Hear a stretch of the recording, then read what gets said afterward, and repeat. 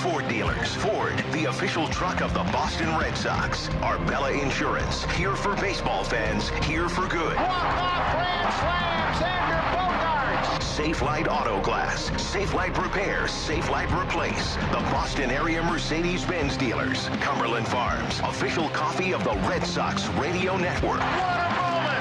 What an incredible at-bat by an incredible player, Mookie Betts. Newton Wellesley Hospital, finding a better way. East Boston Savings Bank, getting it done since 1848. Anderson Windows and your local Anderson Windows dealer. Herb Chambers. At Herb Chambers, we don't sell cars, we help people buy them. Over his head, it's going to the wall and it'll clear the bases. Harvard Pilgrim Healthcare, helping communities get healthier and happier. It's gone! Third home run of the game for Mookie Betts. He's pulled off the hat trick again. Wise Snacks. Xfinity. Change the way you experience TV with Xfinity X1. Massachusetts General Hospital Cancer Center. Every day amazing. Wind River Environmental. New England septic, drain, and grease experts. And a long drive to left. Way back. Can you believe this? The Boston area Volvo dealers. Old Dominion Freight Line. Official freight carrier of the Red Sox and MLB. New England Chevy dealers. Chevrolet. New England's #1 selling truck brand. Rodenheiser Plumbing, Heating, AC Electric. Nice people, great service. Supercuts. Official hair salon of the Boston Red Sox. Agera Energy. Power your world. Swung on. We're going home. Walk-off winner. Advance Auto Parts, where oil is priced like it should be. New England Honda dealers. Visit HondaDealersOfNewEngland.com. Now it's Red Sox Yankees. Game 2. Here's Joe Castiglione, Tim Neverett, and Lou Merloni.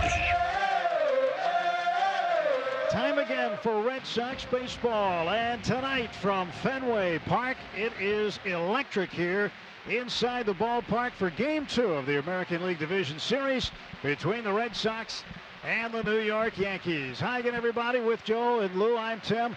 Glad to have you along tonight. The Red Sox winning last night, holding on and winning 5-4. So now they lead their series 1-0. A big pivot game tonight. Will either be 2-0 and a commanding lead in this best-of-5 series for the Red Sox, or 1-1 headed to Yankee Stadium for Monday night's Game 3. David Price is on the hill looking for his first postseason win as a starter. He's 2-8 overall in the postseason. Those 2 wins came as a reliever. And here tonight, looking to turn things around, put the past behind him, and get in the win column for the Red Sox. He went 16-7 during the regular season with a 3.58 earned run average. He'll oppose right-hander Masahiro Tanaka. Tanaka is 12-6 with a 3.75 ERA. 7-1 in 15 road starts. He's 4-2 here at Fenway Park. And 18 starts against the Red Sox. He's 8-4. He makes his 5th career postseason start tonight for the Yankees. That's the pitching matchup.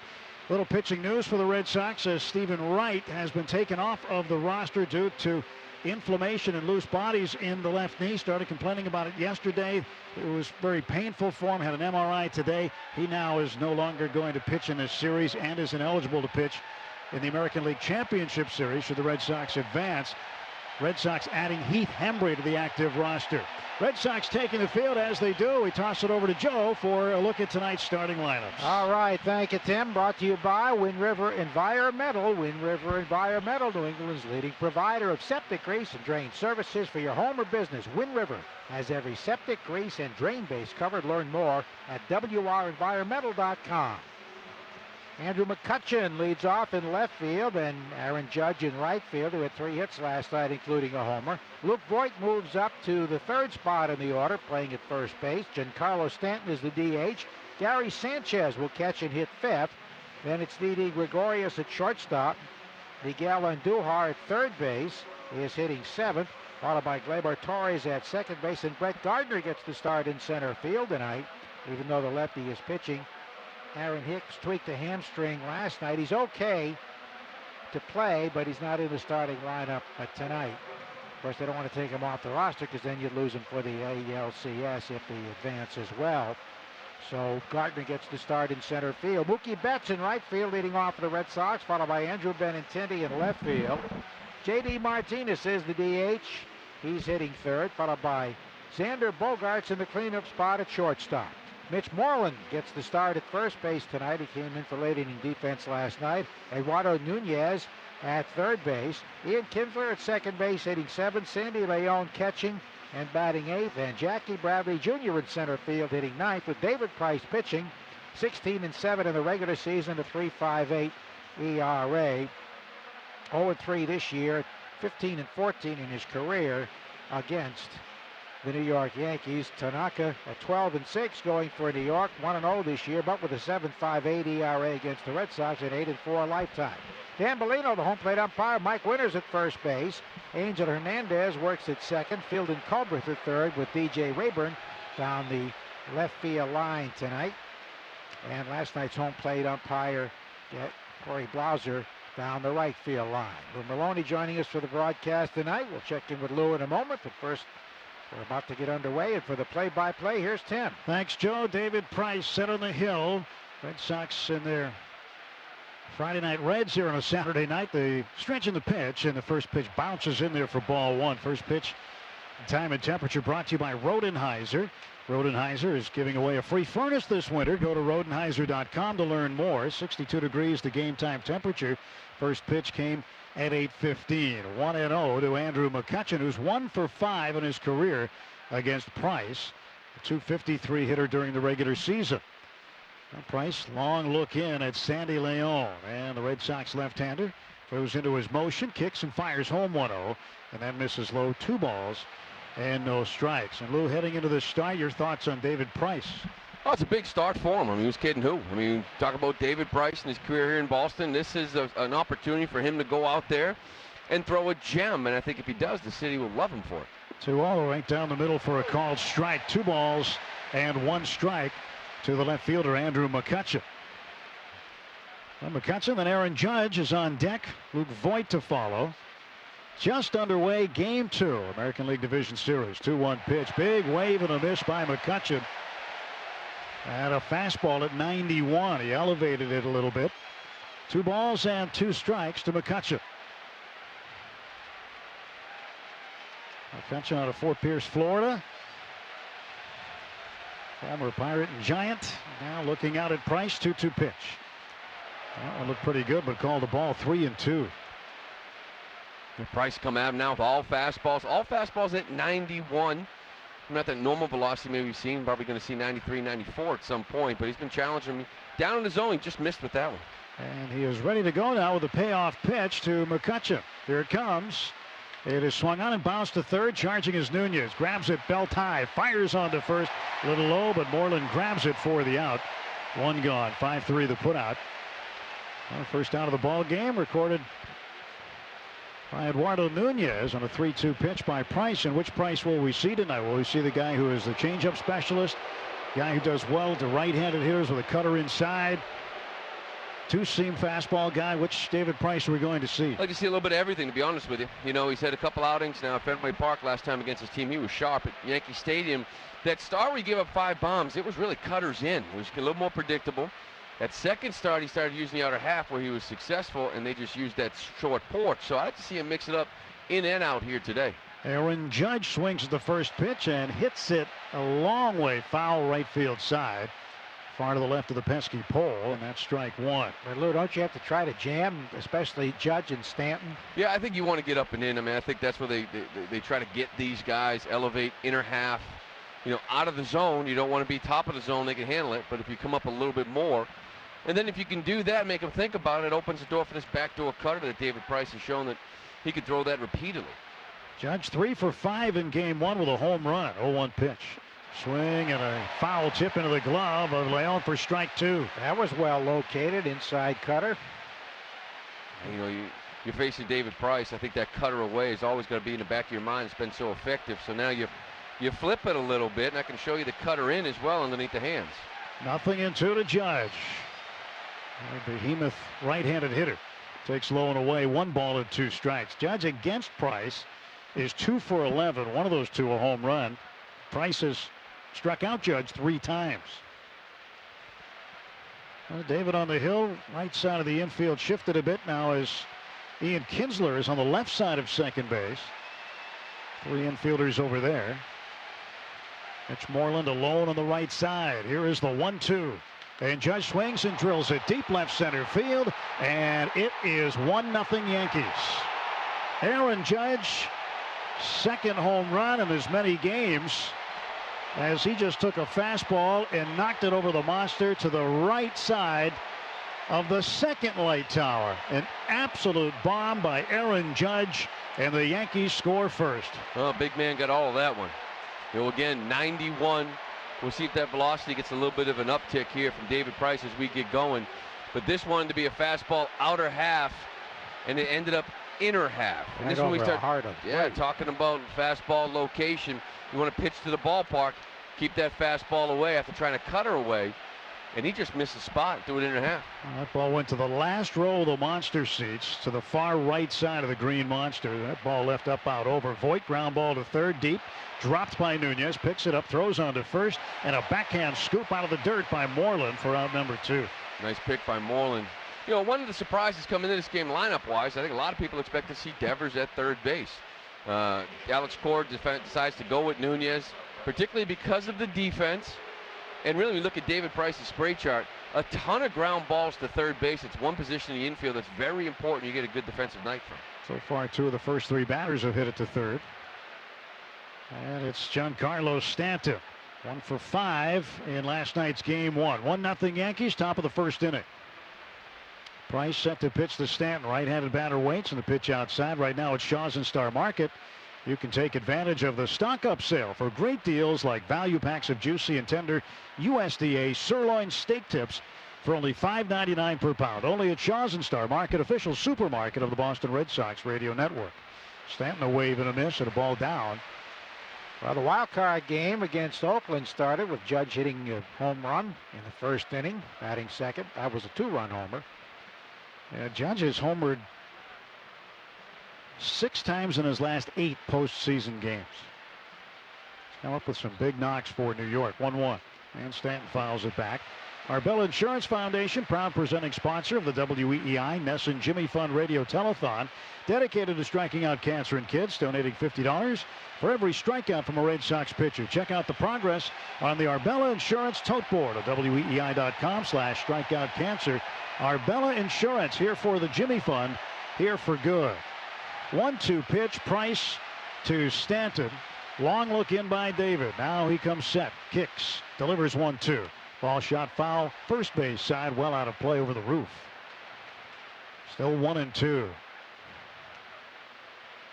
Stanton has hit Price fairly well in 19 career at-bats against him. He has 6 hits, but David has struck him out 5 times. And David looking for the put-away pitch here. Give up 9 homers to the Yanks in the regular season. 1-2 pitch. Missed outside. Took something off it. Tried to paint the corner. Yeah, that's a good pitch. That changeup is just down and away. That's one of those, if you're Stanton, you got fooled, you're taking it, and you hope you get the call, and he did. Estimated distance on the Judge home run, 445 feet. Here's the 2-2 to Stanton. Missed inside. Tried to go in under the hands, where he's been successful for a lot of this year. 93 from David. And the count full, 3-2. He was full on McCutchen before getting him to ground out to third to start the ball game. Payoff pitch to Giancarlo Stanton. It is swung on and hit high to center field and deep. Jackie Bradley back to the warning track. He stops on the warning track, reaches up and makes the catch for the final out of the top of the first inning. Aaron Judge gets the Yankees on the board with a long home run. After a half inning at Fenway Park, it's the Yankees 1, Red Sox coming to bat on the Shaw's and Star Market WEEI Red Sox Radio Network. The top and J.D. Martinez to face right-hander Masahiro Tanaka. As Tanaka has done pretty well in the postseason, a 2-2 record in 4 prior postseason starts, but his ERA is what's impressive. 1.44 career postseason ERA. And one thing to keep an eye on, that 390-foot flyout by Stanton in the inning that Jackie Bradley hauled in, 110 miles an hour off the bat. So that's hard contact. Aaron Judge's home run was over 113 miles off the bat. Also hard contact against David Price. And he's looking for some soft contact tonight. Now, Mookie Betts getting ready to stand in against Tanaka. Second baseman Gleyber Torres playing him on the left side of second base. And Tanaka, the right-hander, into the wide. The pitch. And Mookie looks at strike one. Happy to have Jackie Bradley Sr. visiting with us tonight up from Richmond to watch his son and his ball club. Tanaka ready to deal the 0-1 pitch. And Mookie takes inside. 1 ball, 1 strike. Now, what's impressive is even though his son hasn't played at the University of South Carolina for a while, which is 6 hours from his home, Jackie Sr. still goes to Columbia to watch the Gamecocks every weekend. It's a long trip. There's the 1-1 pitch. And Mookie waving him foul ball. Goes straight down. Well, so far it's exactly what you'd see from Tanaka. I mean, it's pretty even split between that fastball split. You throw that slider as well. He's gone slider, fastball split here, 91, 94 in that range, 93 or so. That's one of the things he preys upon, that split, getting over aggressive hitters. See the slider about a third of the time, a splitter about a third of the time. There's a bouncer foul right off the netting near the Yankee dugout on the third base side. 1-2 to Mookie Betts. He is the American League batting champion. Mookie's mom and dad are here as well, up from Tennessee. Mookie has put a solid down payment on the MVP award in the American League. And the 1-2 now from Masahiro Tanaka. And it's bounced at the plate. 2 balls and 2 strikes. A .346 regular season batting average for Mookie Betts. Had an incredible season, 30-30 man for the first time. And just the second ever Red Sox player with a 30-30 season next to Jacoby Ellsbury. 2-2. Swung on, and this one is hit in the air to shallow left. Coming in is Andrew McCutchen. He'll reach up and make the catch. And there's one gone here in the bottom of the first inning. That was a splitter kind of inner half and didn't really go down. It kind of jammed him. It kind of had that movement right in on his hands. And off the bat, you just knew it wasn't hit. You know, he got it off the handle a little bit, but sometimes those mistakes by Tanaka, not getting that right movement that you're planning on, sometimes can trick a hitter. He has given up 25 homers, so he can be go-for ball prone. He is susceptible to the long ball. Red Sox are going to need to use the long ball here. Andrew Benintendi's hit 2 of them off Tanaka in his career. And Benny takes strike 1. Benintendi hit .290 during the regular season. He was 2 for 4 in last night's division series opener. Tanaka's wide and the 0-1 pitch. And Benintendi watches it low. 1 ball and 1 strike. Yankee infield shifted 3 to the right for Benny. His career postseason average .310, 9 for 29 in the postseason with 2 home runs. 1-1, that's outside. You got to weight him up. They've done this before with Tanaka.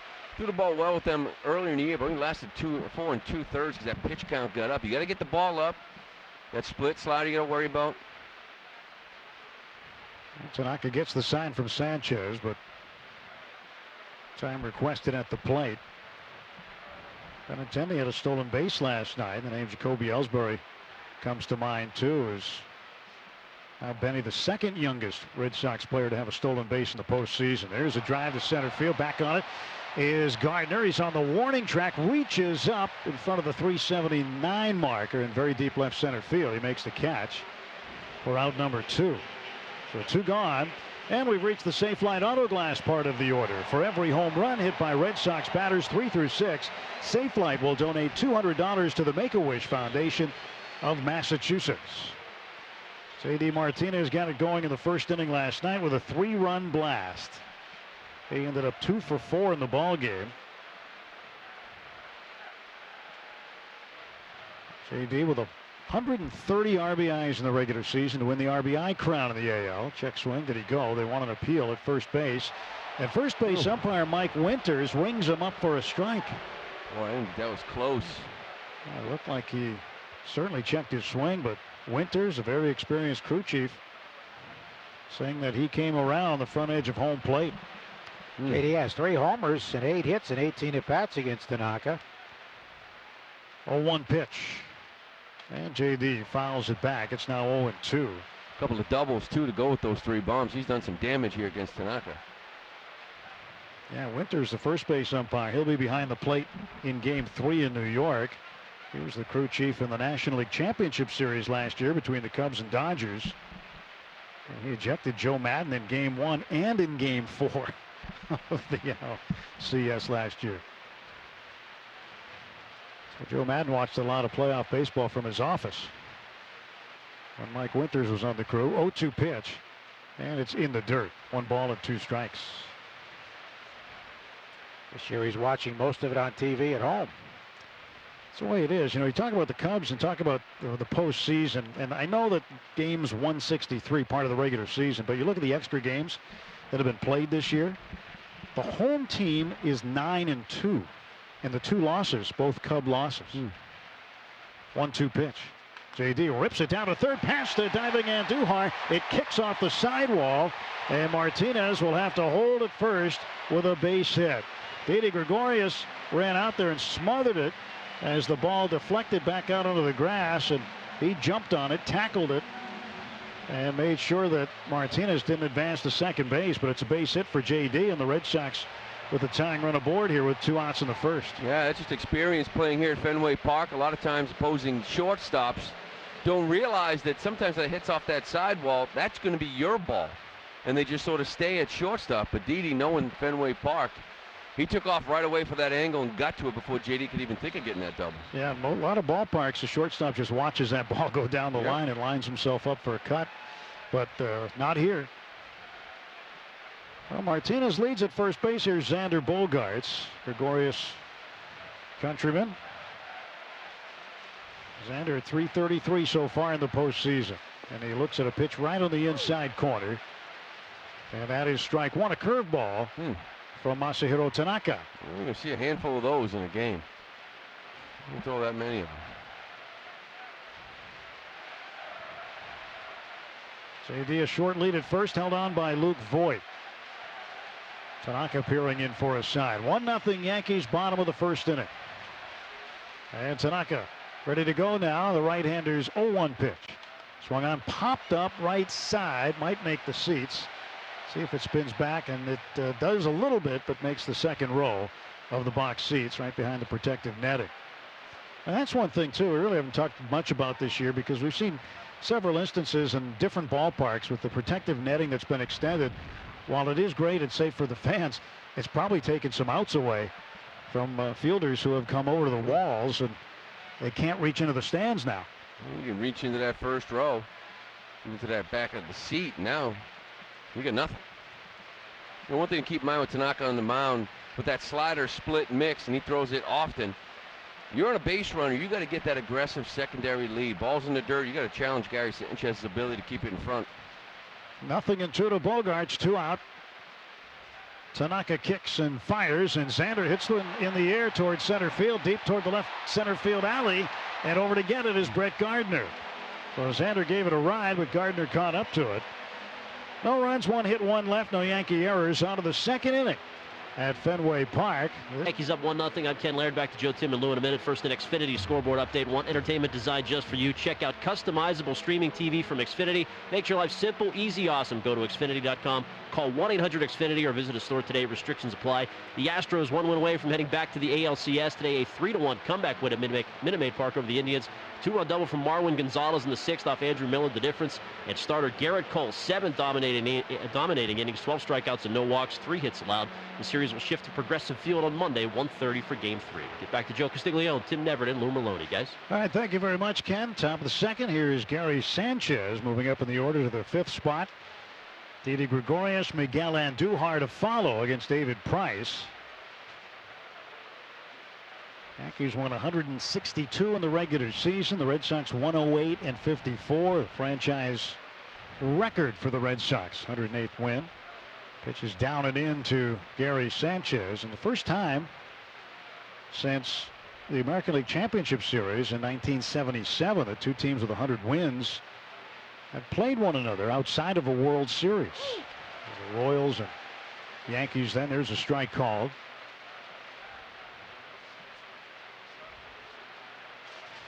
Yankees would go on to win that and then play the Dodgers in that World Series. And Reggie Jackson had 3 home runs in one game. Saw Reggie today down by the batting cage when the Yankees were hitting. Sanchez lines one deep to left field. It is 2-0 New York. Gary Sanchez with a home run. Wow, that gives him 6 home runs and 14 career at-bats against David Price. Well, that was going to be an interesting matchup, right? Because obviously Gary Sanchez not having the typical year. You know he's a threat, presence in there. That's why he's hitting 5th. Again, 6 for 13 coming into that at-bat. Now 7 for 14 and 6 home runs. And again, this is David Price. You know, in 91, looking for that something outer half and just leaving it out over the middle of the field. Sanchez goes and gets it. And we're talking about hard contact too, 107.7 miles an hour. And that's the third really hard hit ball. 2 of them have left the yard. One was at 390 feet to center. So David's being contacted tonight in the early going, and Didi Gregorius takes one inside and in, up and in, and it's 1-0.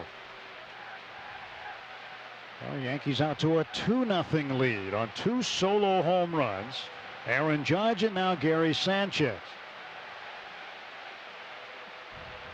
Price's 1-0 pitch. Outside corner, knee high for a strike. There's a couple back-to-back fastballs from Price at 93. Seen a lot of 91 here early on. And David has allowed multiple home runs in 6 regular season starts, including a career high 5 against the Yankees on July 1st. 1-2 as Gregorius fouls one off. Gregorius left-handed hitting shortstop. And Miguel Andujar is on deck. Infield in a traditional alignment, nobody out. And Price delivers 1-2. Swung on and a broken bat tapper to the right side. Ian Kinsler is there. He flips on to first to get him for out number 1. 4-3 the put out. Cumberland Farms is celebrating their 99 cents any size coffee and giving you a chance to win $99,999 every game this season. If Boston hits a grand slam off the 99th pitch they face, you'll win. Enter at CumberlandFarms.com. Cumberland Farms, the official coffee of the Red Sox radio network. 1 out, here's Andujar. Normally you'd say it'd be a shoe-in for Rookie of the Year, but there are many who believe Shohei Ohtani of the Angels should get that award. But Andujar with an incredible season, 47 doubles, 27 home runs. He's got the new Yankee doubles record for a rookie. And the guy that he beat, Joe DiMaggio. That's saying something right there. 1-0. Swung on, ground ball to third, right along the line, a fair ball. Nunez has to bounce it to first. Mitch Moreland stepping into foul territory makes a great play to retire Andujar. Yeah, he's such a good first baseman. Yeah, he was. It was a nice play by Nooney. You know, he was going so hard at third base, he really didn't have much time to kind of set. So on the run, he purposely just threw a little one-hopper over there. Took him down the line a little bit, but Mitch did a nice job handling. A lot of action down there at third base already early. Always tough, though, for that first baseman when he has to step across the foul line toward home plate with an oncoming base runner. And luckily, he got it there so quick that the base runner really wasn't involved in it and got Mitch a good look. 8th hitter in the order, second baseman Gleyber Torres. He takes high and away, ball 1. Torres went 1 for 3 in the opener. In last night's game, he had an infield single in his final at bat in the 8th inning. Red Sox had a 5-0 lead in that game last night and ended up holding on and winning it 5-4. And Torres checked his swing and appealed to first. Winters says he didn't go. So it's 2-0. 2 balls, no strikes. Well, I took a walk in the concourse today. I mean, these fans are ready. Both sides. It is. You New York fans out there. It is great. It was great out on the concourse before the game today. Just kind of getting a sense and a feel about what's happening here. Pitch is inside and low, 3-0. So Price falls behind Gleyber Torres. And so far, we're really not seeing the sharpness out of David Price we've seen in past starts, especially since the All-Star break. Went 6-1 with a 2.25 ERA and 11 starts after the break. Fires in a strike, and it's 3-1.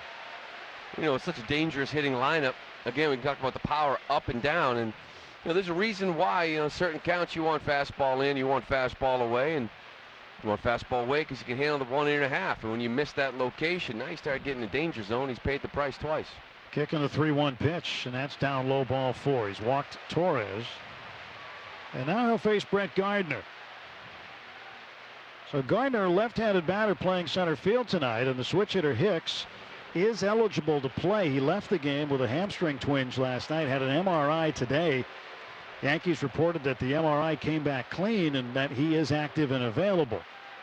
But depending on how much of that you believe, we'll tell whether we see him in the game or not. Well, you're talking about a center fielder, right? Covering a lot of ground. So I wouldn't be surprised if a pinch hit opportunity came up where you just, you're looking for a hit because he can jog his way down to first base if he needs to. But that's a big loss for the Yankees. They probably figure it's just a few days. If they had to replace him, here's the pitch now to Gardner, and he takes a strike. They had to replace him on the roster.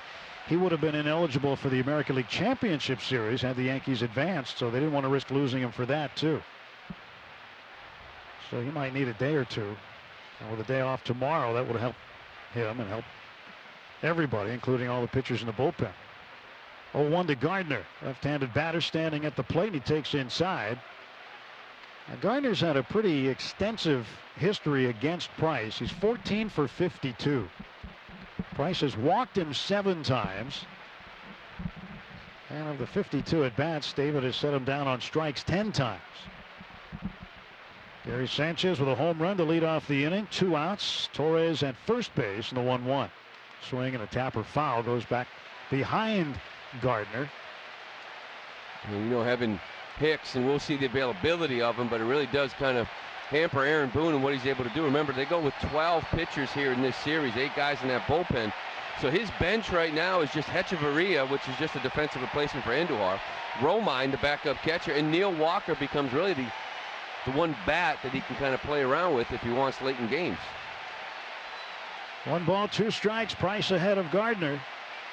Short lead at first by Torres. Pitch on the way. It's high. 2-2. He came at him with a high fastball at 94. You let that one go a little bit, reach back for something. Gardner's playing time has really been curtailed since McCutchen came along. Now they're going to have to make a choice, you'd think, at the end of the season here, what they're going to do with that extra outfield spot. Gardner, the longest tenured Yankee.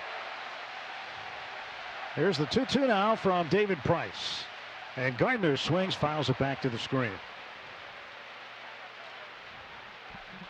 2 balls and 2 strikes.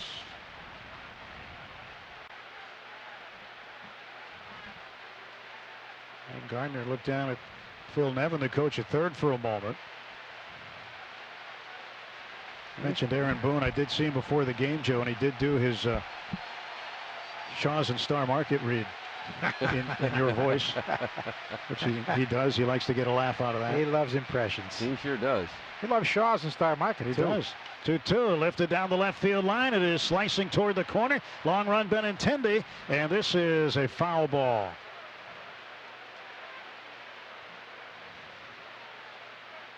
Yeah, well, usually when I see Aaron down behind the cage, I say, "Hey, Booney, how you doing?" He says, "This is Joe Castiglione for Shaw's and Star Market." I know they love it at Shaw's and Star Market, too, even though he's a Yankee. Well, he listens. He's listened for a long time. Yeah, he does. He's such a good guy, despite 0-3. Tell him I tried to push it foul. Yeah. Part of you still hasn't forgiven him, I know. So it's a 2-2 count, 2 outs. And Gleyber Torres at first base. David Price, the left-hander, looks in for a sign from Sandy Leon. He's got it as Brett Gardner waits at the plate. Long time, long pause. Now the kick and the pitch. Oh. And it's just inside. Dan Bellino doesn't ring up strike 3. Now it's a full count. Infielders are heading for the dugout. Boy, a borderline pitch that went Gardner's way. Like a cutter in there, about 86.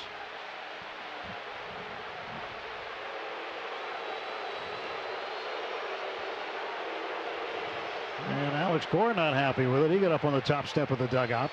Well, he's missed a few. I'm sure David would have liked. Every pitcher would have. The Orioles will be running with this pitch. And the 3-2 on the way. Now the payoff. And it's high ball 4, and he's walked Gardner.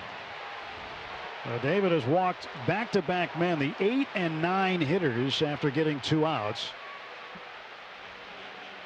So certainly not his best inning, and Daniel Evangie will come out. So you give up a home run to lead off, then you get 2 quick ground ball outs, and then you walk the 8 and 9 hitters.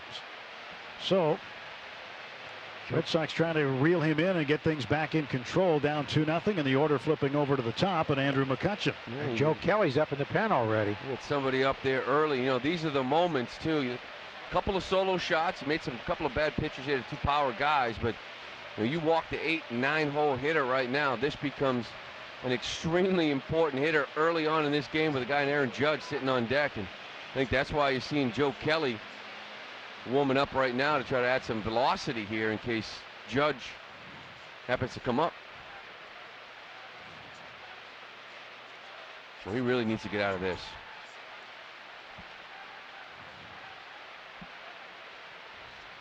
McCutchen is 0 for 1. He grounded out to Nunez at third base in the first inning. Here comes the pitch from Price to the right-handed hitting McCutchen. There's a cut and a miss.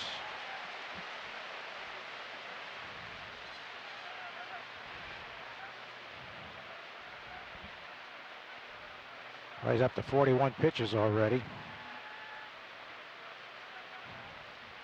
During the regular season, David had 16 multi-walk games. He had 4 walks against the Yankees on September 19th. 0-1 pitch to McCutchen. Swung on and driven to left field, headed to the wall. This ball is off the wall. Benintendi fields it on a hop. Rounding third and scoring is Torres. It is a 2-out run scoring single for Andrew McCutchen, and the Yankees lead it 3-0. It looks like Alex Cobb might be making his way, and this might be it for David Price, an inning and 2/3. Boy, oh boy, this is not what he had in mind or anybody else had in mind. You know, David Price, who has had some troubled times here in Boston, had a real good opportunity tonight, and he is going to have an extremely early exit from this ball game. The Yankees have chased him after only an inning and 2/3. Well, you know, he really just he wasn't sharp early on in this game. We mentioned that power was 91. He saw 93. I think I saw 194, but within an inning, it was... Service today at 800-800-2727 or safelight.com. Safelite Repair, Safelite Replace. It's Truck Month at your New England Ford dealers, and here's how it works. You take F-150, the 2018 Motor Trend Truck of the Year, sweeten up the offers, and boom, you save a stack of cash. Hurry in to lease the New England Edition F-150 for just $169 a month, or choose up to $11,350 total savings on select F-150 XLTs. Call 877-FORD-002 or log on to buyfordnow.com for details and to get more great Ford Truck Month deals. 42 pitches for David Price, 24 of them strikes, an inning and 2/3, 3 hits, 3 earned runs to the moment. Still responsible for 2 men on base, 2 walks, no strikeouts. Managed to get just 5 outs in the game tonight, and his postseason struggles continue. Yankees up 3-0 here in Game 2 of the American League Division Series, and Joe Kelly on the hill facing Aaron Judge, who's already homered tonight off of Price.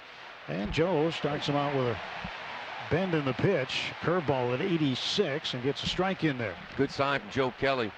I've always felt that for a power guy, he throws 98, 99, he's got to pitch backwards. And by that I mean, you know, breaking ball, maybe in hitters' counts, and then he can kind of elevate that fastball, and the fastball comes into play more when he can do that. The 0-1 from Kelly to Aaron Judge. Pitch is swung on, hit to right field. Mookie Betts drifts back, reaches up and makes the catch, and the side is retired. But not before some damage is done. A home run by Gary Sanchez and an RBI single for Andrew McCutchen following 2 walks. And David Price on 93.7 WEEI. Well, Red Sox have some climbing to do here as they have dug themselves a bit of a hole. David Price giving up 3 earned runs in just an inning and 2/3. His shortest ever playoff start. The last time was against Cleveland in Game 2, also the ALDS 2 years ago, when he went 3 1/3. So shortest playoff start ever for David Price tonight here at Fenway Park. Mitch Moreland will try to get things going. Moreland not have a postseason plate appearance this year. Moreland is 5 for 23 with 2 home runs against Tanaka. I think that was the outcome David was hoping for when he woke up this morning. That's the last couple of starts now. The fan base probably not happy at this point. Pitch to Moreland, takes outside, ball 1. Look at Moreland's career postseason numbers. 26 out of 110. 3 home runs. 13 runs batted in. Infield shifted to the right, playing into pull. The 1-0 is pulled foul past first base. Well, Mitch is 5 for 23 off Tanaka. 2 of them are home runs. Kind of figured it would be a platoon situation here in the postseason with Alex, with Mitch. Yeah, I tell you, towards the end of the year, too, it was nice to see Mitch. I felt like he was having better at-bats, taking his walks, making good contact, and a good feeling here coming into October for him. And the 1-1 on the way. And Moreland bounces it to the right side. Torres, who was positioned way out in the right field grass, charges in and makes the play, and Moreland is out. 4-3, 1 gone. Well, now what do you do with David Price for the remainder of this series? Do you pitch him again, number one? Do you pitch him out of the bullpen? You know he hasn't thrown very many pitches, only 42, and it's an all-hands-on-deck situation now in the postseason. Well, I think the beauty of, obviously, the way Chris Sale looked, I think that, you can look at him. I don't know if you want to push him on short rest, so he looks like a Game 5 if it gets to it. And I would say David Price, maybe get back into that bullpen role, depending on how Games 3 and Games 4 go. Depending on how they use the other starters, if they have to come out of the pen. Pitch to Eduardo Nunez, right-handed hitting third baseman. Swings and foul tips one into the glove of Gary Sanchez for strike 1. Well, given that outing and the pitch count, I mean, I think you come back on Tuesday, say Game 4. You're in Yankee Stadium, and it's been a struggle there for him a little bit. The 0-1 pitch now to Nunez as the windup continues, the kick and the pitch. Swung on and hit in the air to center field, right at Gardner. He'll make the catch for out number 2. Well, David Price this year against the Yankees. 17 in the third innings pitched, 23 runs allowed. And 11 homers. 11 home runs, 11 walks, 24 hits total. And then you think about Stephen Wright now. He's out of here, so Hembry is in. We're talking about Velasquez maybe getting some length, and obviously that would have paid off here, but you're never going to plan on getting in a game like this where you're going to need this many innings from your bullpen. But you can kind of throw some matchups out. Now you're going to need some length from some of these guys to hopefully get to that 6th, 7th inning when you can start to play matchups. Well, 2 down, bases clear. Bottom half of the second inning. Tanaka pitch on the way to Ian Kinsler. Kinsler's first plate appearance tonight. 1 for 4 last night. He had a single wrapped around 3 strikeouts. The cutter was good for a strike from Tanaka. He'll wind now and deal the 1-0. And it's looked at low and away, a breaking ball. Well, he doesn't throw many fastballs anymore, does he? He used to have a 95, 96 mile an hour heater. I felt one of the things too why he's so successful in the postseason. He's such good control with that slider split, and postseason guys just want to swing, and they can kind of chase a little bit, and he's really good at making them. 2-0 pitch, and that is a little bit low. Check swing. They wanted to peel at first base, and the first base umpire Mike Winters says that he didn't go. Sometimes you just want to swing it and get back into this game, and he preys on aggressiveness a lot, but Kinsler's done a nice job laying off. Need a base runner here too. 3-0 pitch. Everybody's got the green light for the Red Sox, and that ball is just on the outside corner for a called strike. 3 balls and 1 strike. 3-0. What are you looking for? Green light. I mean, you're thinking right down the middle, or depending on your approach, you're looking for a certain spot. 3-1 pitch. And Kinsler waves and misses at a ball that darted away from his bat. 3-0 against this guy, you want to swing away because you probably one of the only counts you kind of feel you're comfortable with that fastball is coming your way, but you still want to look for yours. He's located in the outer half. If you're Kinsler, you want to look some inner half to drive, and he did a nice job of laying off that one. Payoff pitch coming to Ian Kinsler. And he swings and rips it foul past third base coach Carlos Fabulous. Still 3-2. So Houston a winner today, 3-1 in the other American League Division Series. Well, 3 series, other than this one, 2-0. Still a lot of baseball left here tonight. 3-2 pitch. Kinsler waves and strikes out, and it's a 1-2-3 bottom of the second inning. Red Sox go in order. We'll head to the third when we come back. This is game 2 of the American League Division Series. Yankees 3, Red Sox nothing on the Shaws and Star Market WEEI Red Sox Radio Network. 3.7 WEEI FM and HD1 Lawrence, Boston, a radio.com station. Joe Kelly and the Red Sox bullpen trying to help keep the ball in the ballpark. Keep the score where it is in terms of the Yankees, up 3-0 as we go to the third. Here's Joe. All right, thank you very much, Tim. And Luke Voigt, the batter, grounded out 5-3 his first time up, so he's 2 for 6 in this series. Voigt, a rookie, has his own online store.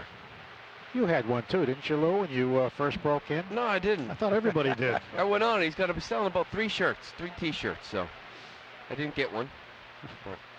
He's got a nice little store going. Right into the fire for him. Here's Kelly delivering, and the pitch is swung and hit high to right field, not too deep. Mookie cruising a few feet to his left and puts it away. And Joe will take a quick out like that, 1 man down. The first pitch breaking ball for a strike, and we forget, such a crazy year for Joe Kelly. I mean, opening day obviously had a tough stretch, a tough game out in Tampa Bay, and then he went on about a 1.5 to 2 month stretch where he was unhittable, and I've always felt like he has that in him. Except when he hit Tyler Austin here. Yeah. He became a hero. Here's Stanton, who flied to deep center his first time up. He takes a breaking ball for a strike. He was bailing on that. And then, of course, Joe struggled a little bit in the second half, but it seems like when he has his curve and slider in the strike zone, he fares well. And he labors with that. They sit on that heater, which can be straight at times, the 0-1. Slider for a strike. And you're absolutely right. When you go curveball, ball 1, and then comes 98. And 98, 99 just doesn't play like it once did. I mean, it just seems like everyone's throwing 97, 98 these days. And he's got that changeup, too, which I think really plays off his fastball nice. Says his changeup's his favorite pitch. He's ahead 0-2. 2 breaking pitches. Here it is. And a line drive, base hit into left center field toward the gap. And he cuts it off with a backhand play. He came in with a slider there, but that was pretty straight. He didn't move very much. Really kind of tripled him up here with breaking balls, and you think after the first couple breaking balls you got over the plate and just gave him a third look in a row. Change that eye level with that fastball before you go back to it. Now Gary Sanchez, who homered into the monster seats off Price, giving him 7 home runs and 6 home runs and 14 at bats, 7 hits. Including 6 homers and 14 at bats against Price. It was his 4th career postseason homer. 1 on, 1 out. As Stanton crushed an 0-2. There's a breaking ball missing inside, ball 1. Right now at Shaws and Star Market, you take advantage of the stock-up sale for great deals to stock up on things you buy most, like select varieties of family-size Lay's potato chips for only $1.99 each. Limit 4 per customer, only at Shaw's and Star Market, official supermarket of the Red Sox Radio Network. Joe Kelly delivers. The pitch is in there for a strike. Joe caught the first pitch tonight, thrown out by the retiring bullpen policeman, Steve Horgan. Steve, one of Boston's finest, best known for giving the touchdown sign on David Ortiz's grand slam in the bullpen when Torrey Hunter went head over heels. Game 2 of the ALCS in 13. Steve threw a strike. Here's the 1-1. Fastball in there for a strike. Yeah, there's that fastball there. 99. First pitch breaking ball for a ball. Then he comes back with that changeup, in that good hitters count. I always wonder, I always look at a reliever and say, what makes a good reliever? I always ask, what can you throw 1-0? Right, and throw a strike. It might be the curveball, might be the changeup, whatever it might be. Great 1-0 changeup and just set up that fastball that was just really kind of by Sanchez, even though he took it. 1-2 delivery with 1 out and 1 on, and he swings and misses at a pitch up and away. Got him on a high delivery. for the second out. 100 miles an hour according to the scoreboard. So there's the first strikeout by Red Sox pitching tonight. Now Didi Gregorius, who bounced out second to first. On Sunday, November 18th, the world's fastest field sport returns to Boston for the Fenway Hurling Classic. Tickets for this special hurling tournament on sale now at redsox.com/hurling. So Kelly's now pitched one full inning. Trying to keep the deficit at 3 runs here. Give his teammates a chance to catch up. The pitch. Fastball in there for a strike. Well, he's got some life to the heater, it appears. And he's throwing strikes. 11 pitches, 10 strikes. That was also 100. Well, again, mixing it up. I mean, 10 pitches now. He's only thrown 3 fastballs. And that's when it really starts to play, when you sit there and go, okay, this guy's getting his breaking ball over, his changeup over, and now here comes 100. That's not easy. There's a fastball line foul into a luxury box down the third base side at 100. So he's had 3 100s and 199 among the 4 fastballs. He's feeling it, that's for sure. And, you don't know how much longer he's going to go. Obviously, no activity in the bullpen, but maybe Joe can harness his inner starter from his days when he was with St. Louis and had a little bit of success as a starter. He could use some length. Only in the third inning, 3-0 Yankees. Kelly's 0-2 to Didi Gregorius. Long set, here it is. Swinging a shot toward left center field. Jackie moving back a few feet to his right. He's under it, and he has it to retire the side. So Kelly has a good third inning. After 2.5, 3-0 Yanks on the Shaws in Star Market. WEEI Red Sox Radio. The use of the accounts and descriptions of this game without the express written consent of WEEI and the Boston Red Sox is strictly prohibited. 3-0 Yankees as we move to the home half of the third inning. Sandy Leon, Jackie Bradley Jr., and Mookie Betts do against Tanaka, who's given up some hard-hit balls. 3 of them in the first inning, but just 1 hit so far. He has 1 strikeout and no walks. So Sandy, 0 for 3 in the first game, trying to get something going. 0 for 3 doesn't begin to tell the story what he did. Saving so many wild pitches.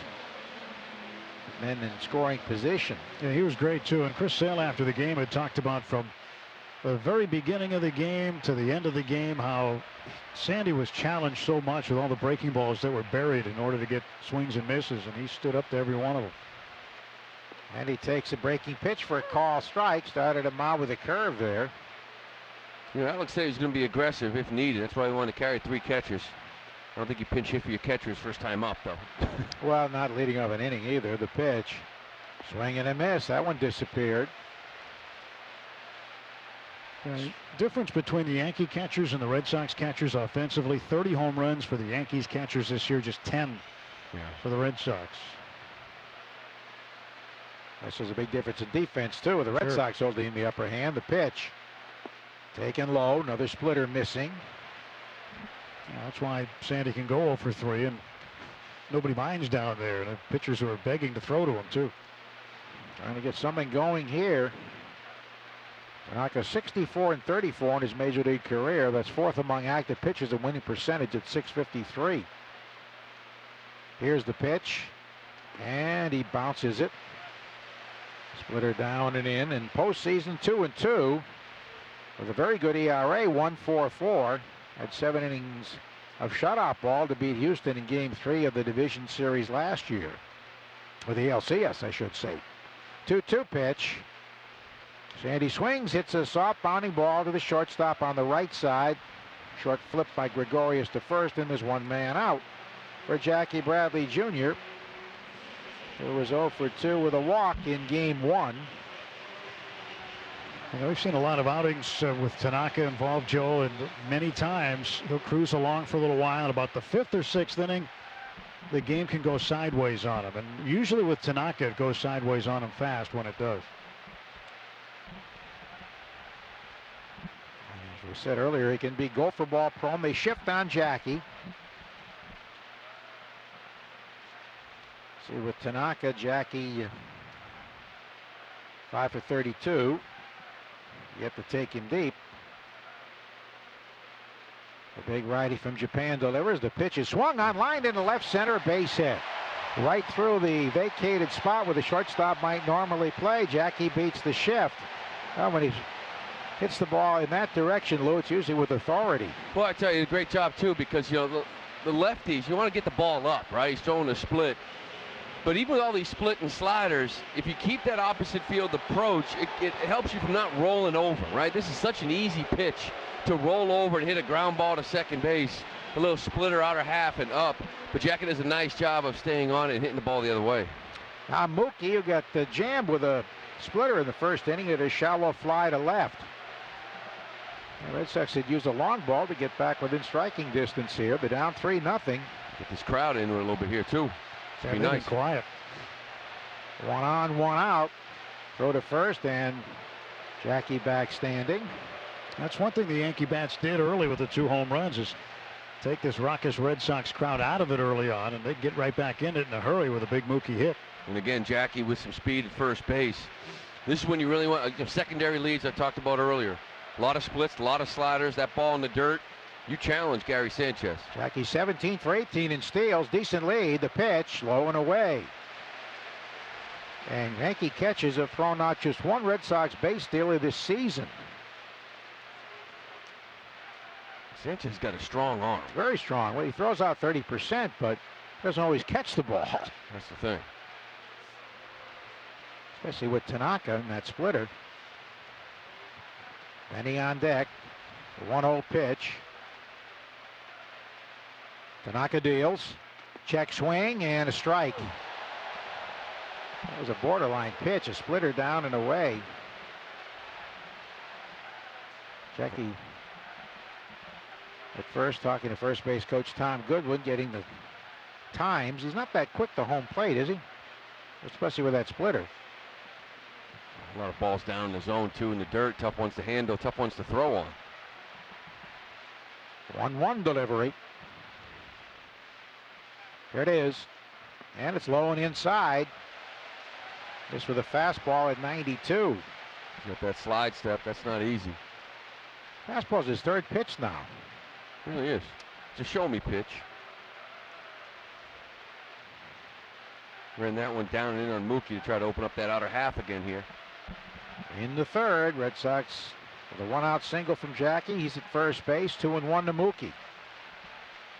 Masahiro Tanaka ready to deal. And he throws to first. Jackie dives back safely with a hand tag.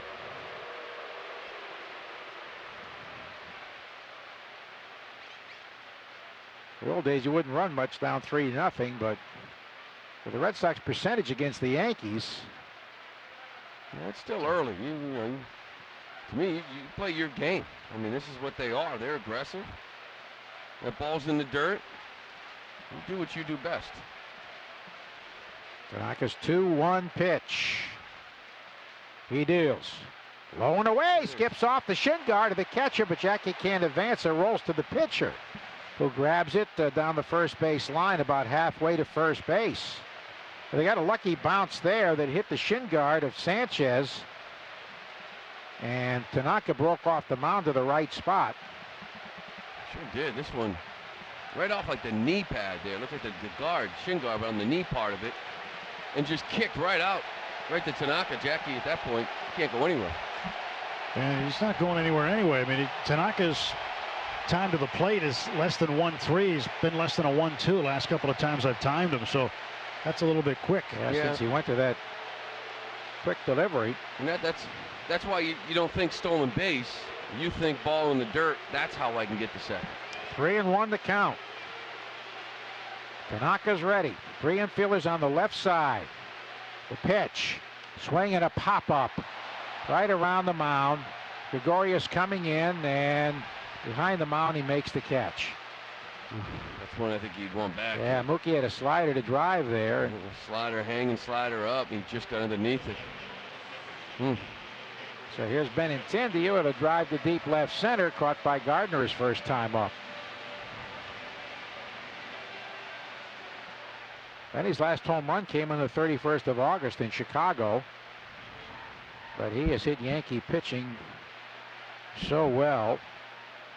360 this season. 2 hits last night. including a drag bunt single, his first career bunt single. 3 infielders now on the right side. Tanaka's 41st pitch upcoming. Here it is. Low and away, ball 1. If Benny gets aboard, JD would represent the tying run.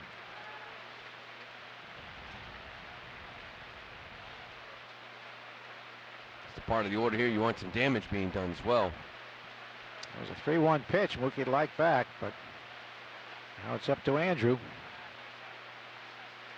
1-0 pitch. Voigt holding Jackie on. Here it is. Outside. So he missed with a splitter there at 88. Not a lot of difference in the velocity between the fastball and splitter, huh? Yeah, fastball's been 91, 92.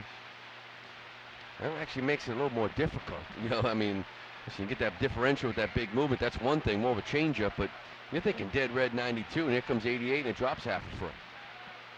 2-0 delivery. Go to first, and Jackie back standing this time. Pretty quick move over there by Tanaka.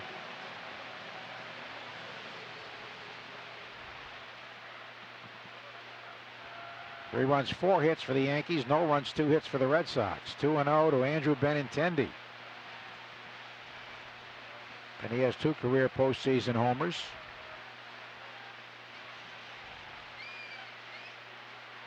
Tanaka deals. And a strike. Down and away at 84 with a slider. He doesn't give in, does he? 2-0. J.D. Martinez is on deck. And he goes backdoor slider. That was a pretty tough pitch. Oof.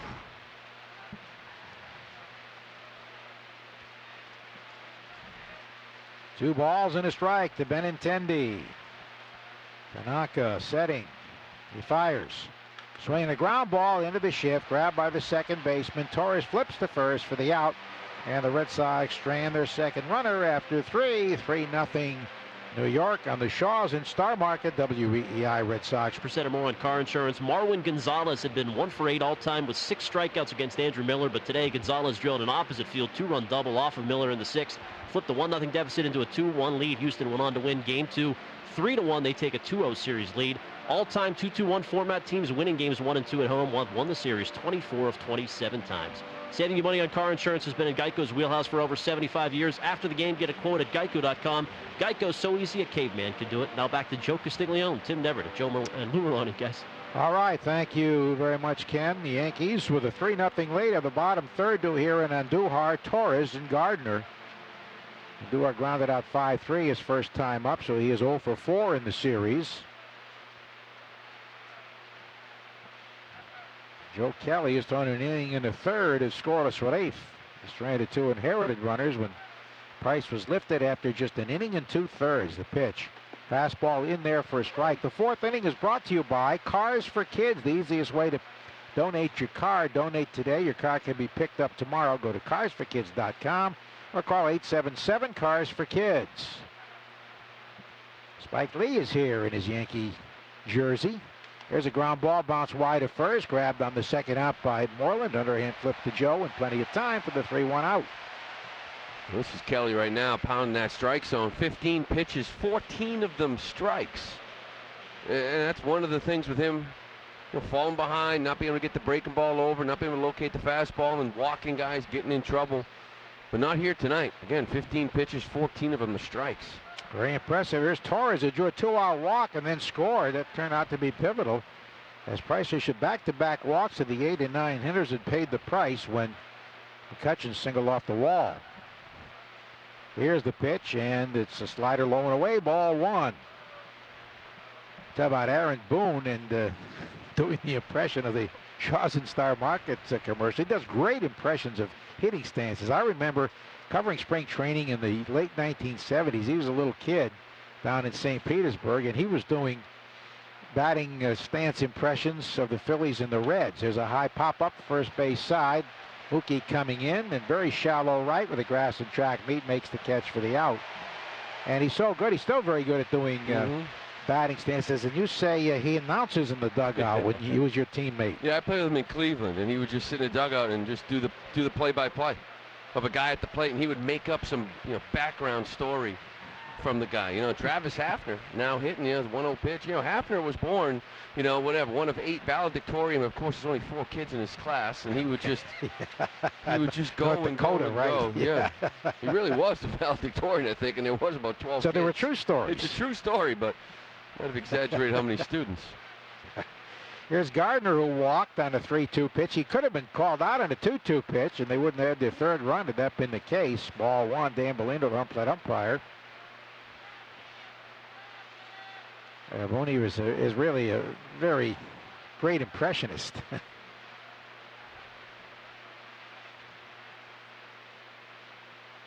1-0 pitch. And he takes a strike. But I remember him as a little kid doing the impressions of Pete Rose at the time. And Dave Winfield's got Mike good Schmidt. with him, too. Yeah. And he was on ESPN. They used to make a segment around it. Yeah. He would imitate guys and have cartoons of him doing it. I mean, it was a pretty elaborate skit. 1-1 is inside, but I never saw a kid that age be so good at it. That's a good pitch right there from Kelly. He like didn't a get strike. that one either. At the time, his dad, Bob Boone, was playing for the Phillies. Of course, Aaron's granddad played for the Red Sox. The late Ray Boone was a great scout for the Red Sox, signing so many from Southern California, including the likes of Marty Barrett, Freddie Lynn. 2-1 pitch. Strike over the inside corner. Well, that was the same spot as the previous pitch. It didn't go his way, and now Gardner's turn to complain. He snapped that fastball in at 98. So Joe's had good velo tonight. Brett Gardner 0 for 10 with 7 strikeouts in his career against Joe Kelly. Trying to make it 8 right here for 11. Well, he settled things down, so I think he'd continue on as long as he can. They're only in the 4th inning. 2-2. Popped up foul down the left field line. And that'll be into the stands. 22 pitches. Joe Kelly does some great impressions, too. Who was the reporter from Punta Gorda in spring training? Jim Buchanan. That's right. And that was a made-up character. And he said he was from JWK TV, which JWK is Joe's initials. And even his teammates didn't even know who he was when he was all made up.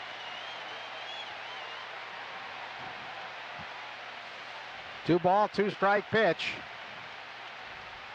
And Gardner takes just a little inside. That was a fastball that almost backed over the corner. Maybe not quite as close as the 1-2 pitch. Well, he's tight in there. And that was off the plate. It tried to come back. You can give him that. I mean, you can give him that. We've seen him get that many times. So 2-seamer and a half. Tried to come back. Yeah, leaked back in enough, it looked like. Payoff pitch coming to Gardner, who walked on 3-2 last time. Here it is, and he swings and hits another foul down the left field side out of play. That's what he does. He walks a lot, strikes out a lot, and spoils many pitches.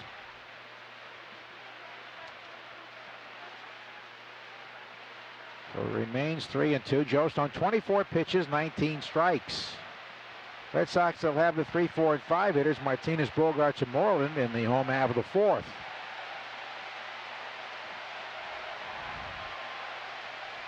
Slim righty from Southern California comes to the set.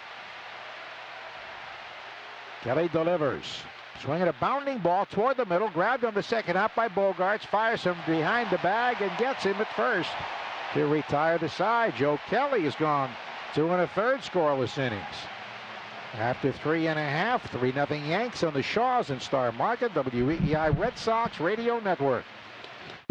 Ryan Brazier now getting loose in the Red Sox pen. Time for the Dana-Farber Brigham and Women's Cancer Center You Have Us inning, where all patients are cared for by a team specializing in their exact type of cancer. Learn more at youhaveus.org. J.D. Martinez ripped a single down the left field line in the 1st inning. Hugged the line and then hit off the side wall and kicked to the shortstop, or it would have been a double. JD's had good success, 9 for 19 against Tanaka with 3 homers.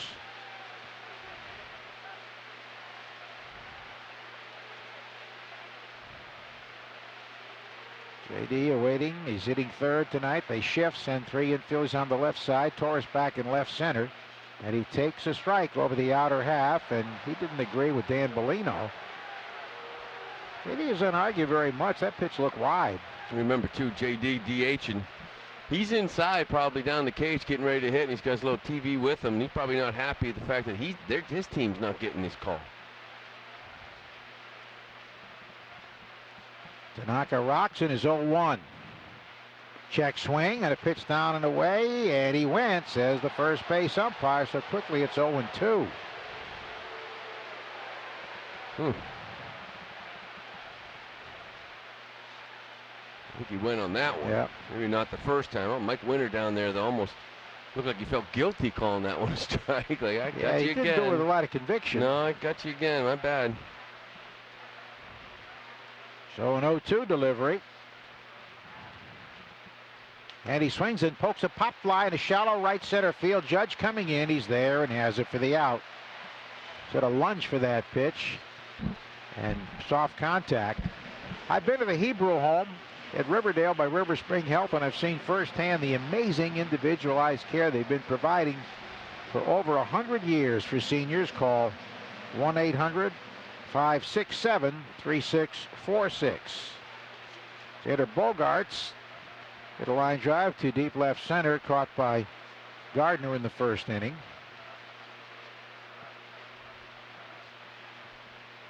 Frazier flying with a purpose now, so we may have seen the last of Kelly for tonight. He was outstanding. It was. He did a nice job, for sure. Kind of settle things down, give this offense a chance. They just got to get something going now.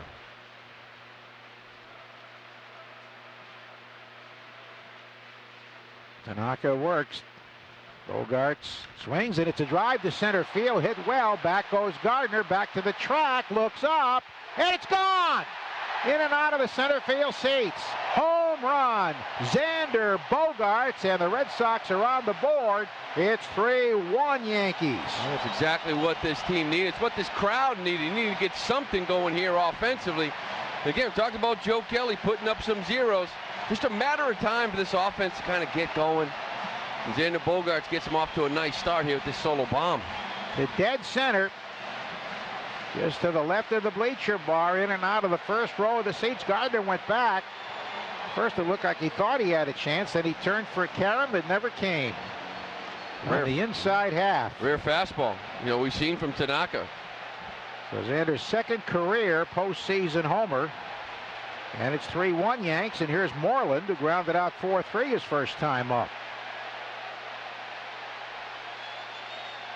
Mitch takes low, ball 1, so Tanaka gave up 25 blasts in the regular season. Gives up a 1-out homer to Bogaerts here in the 4th. Woke him up. Yep. Fenway faithful up now. Indeed. Big at bat right here. You want to keep it going.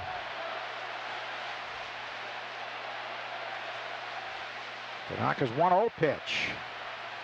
And a strike. Well, looked a little low, but a call strike. Dan Bellino, the home plate umpire. When he was here in the regular season, his namesake came out to meet him. They're not related. The former Heisman Trophy winner Joe Bellino from Navy. Winchester, Mass. native. Joe came up to visit with us that day, too. Heisman Trophy winner, the 1-1, bouncing in. Had a great story about how, while he was still in the service, took a weekend off to go play in a professional game in Providence. The Steamrollers. The Steamrollers. Ended up making national news out of it and got in trouble when he went back to the base. He had already graduated from the Naval Academy by then, but he was still on active duty. 2-1 to Moreland. And he swings and doesn't get a low splitter. It might not have been a strike. Yeah, a little cheating right there, I think. You know, going back to Xander, that's really been the difference.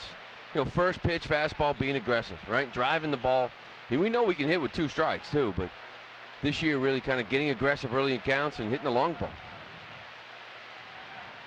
He had 23 in the regular season. 2-2. Swing and a miss at a low slider. Second strikeout for Tanaka. And it brings up Nunez with a fly ball to center his first time up. would have been a ball. It was ankle high that last pitch. Good split. This is the part of the order right here you'd like to see get going here. You know, Moreland, Nunez, Kinsler, get something going. Don't just rely on those first four. So 2 out, bases empty, a run home. Tanaka delivers, and Nooney takes low and away, ball 1. Thought we might see Devers tonight, but you made a good point, Lou, why Nunez is playing. Well, David Price starting. Price on the mound, a lot of ground balls to third base. You saw that early, at least while he was out there. Nooney was busy. There it is, and he takes a slider low and away. That doesn't mean we won't see Devers at some point tonight, perhaps. They need a left-handed bat out there. Change the infield around. You've got, Brock Holt, who finished the regular season swinging a great bat, too. David Price in the dugout, hoping his teammates can get him off the hook. Here's the 2-0. A little low and away.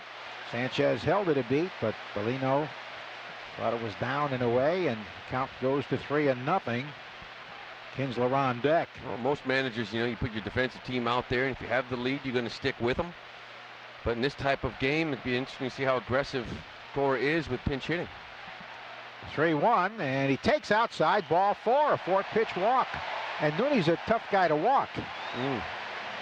So the tying run comes to the plate in the person of Ian Kinsler, who struck out on a low slider his first time up.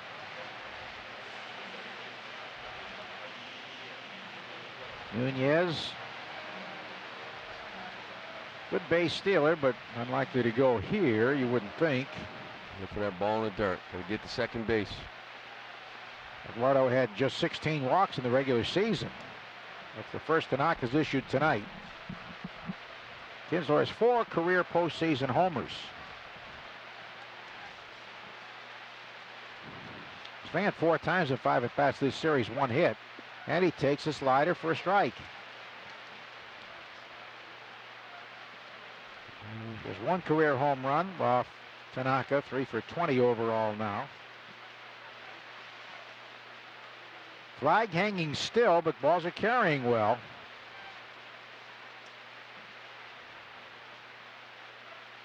Tanaka throws to first, and Eduardo back with a hand tag and a dive.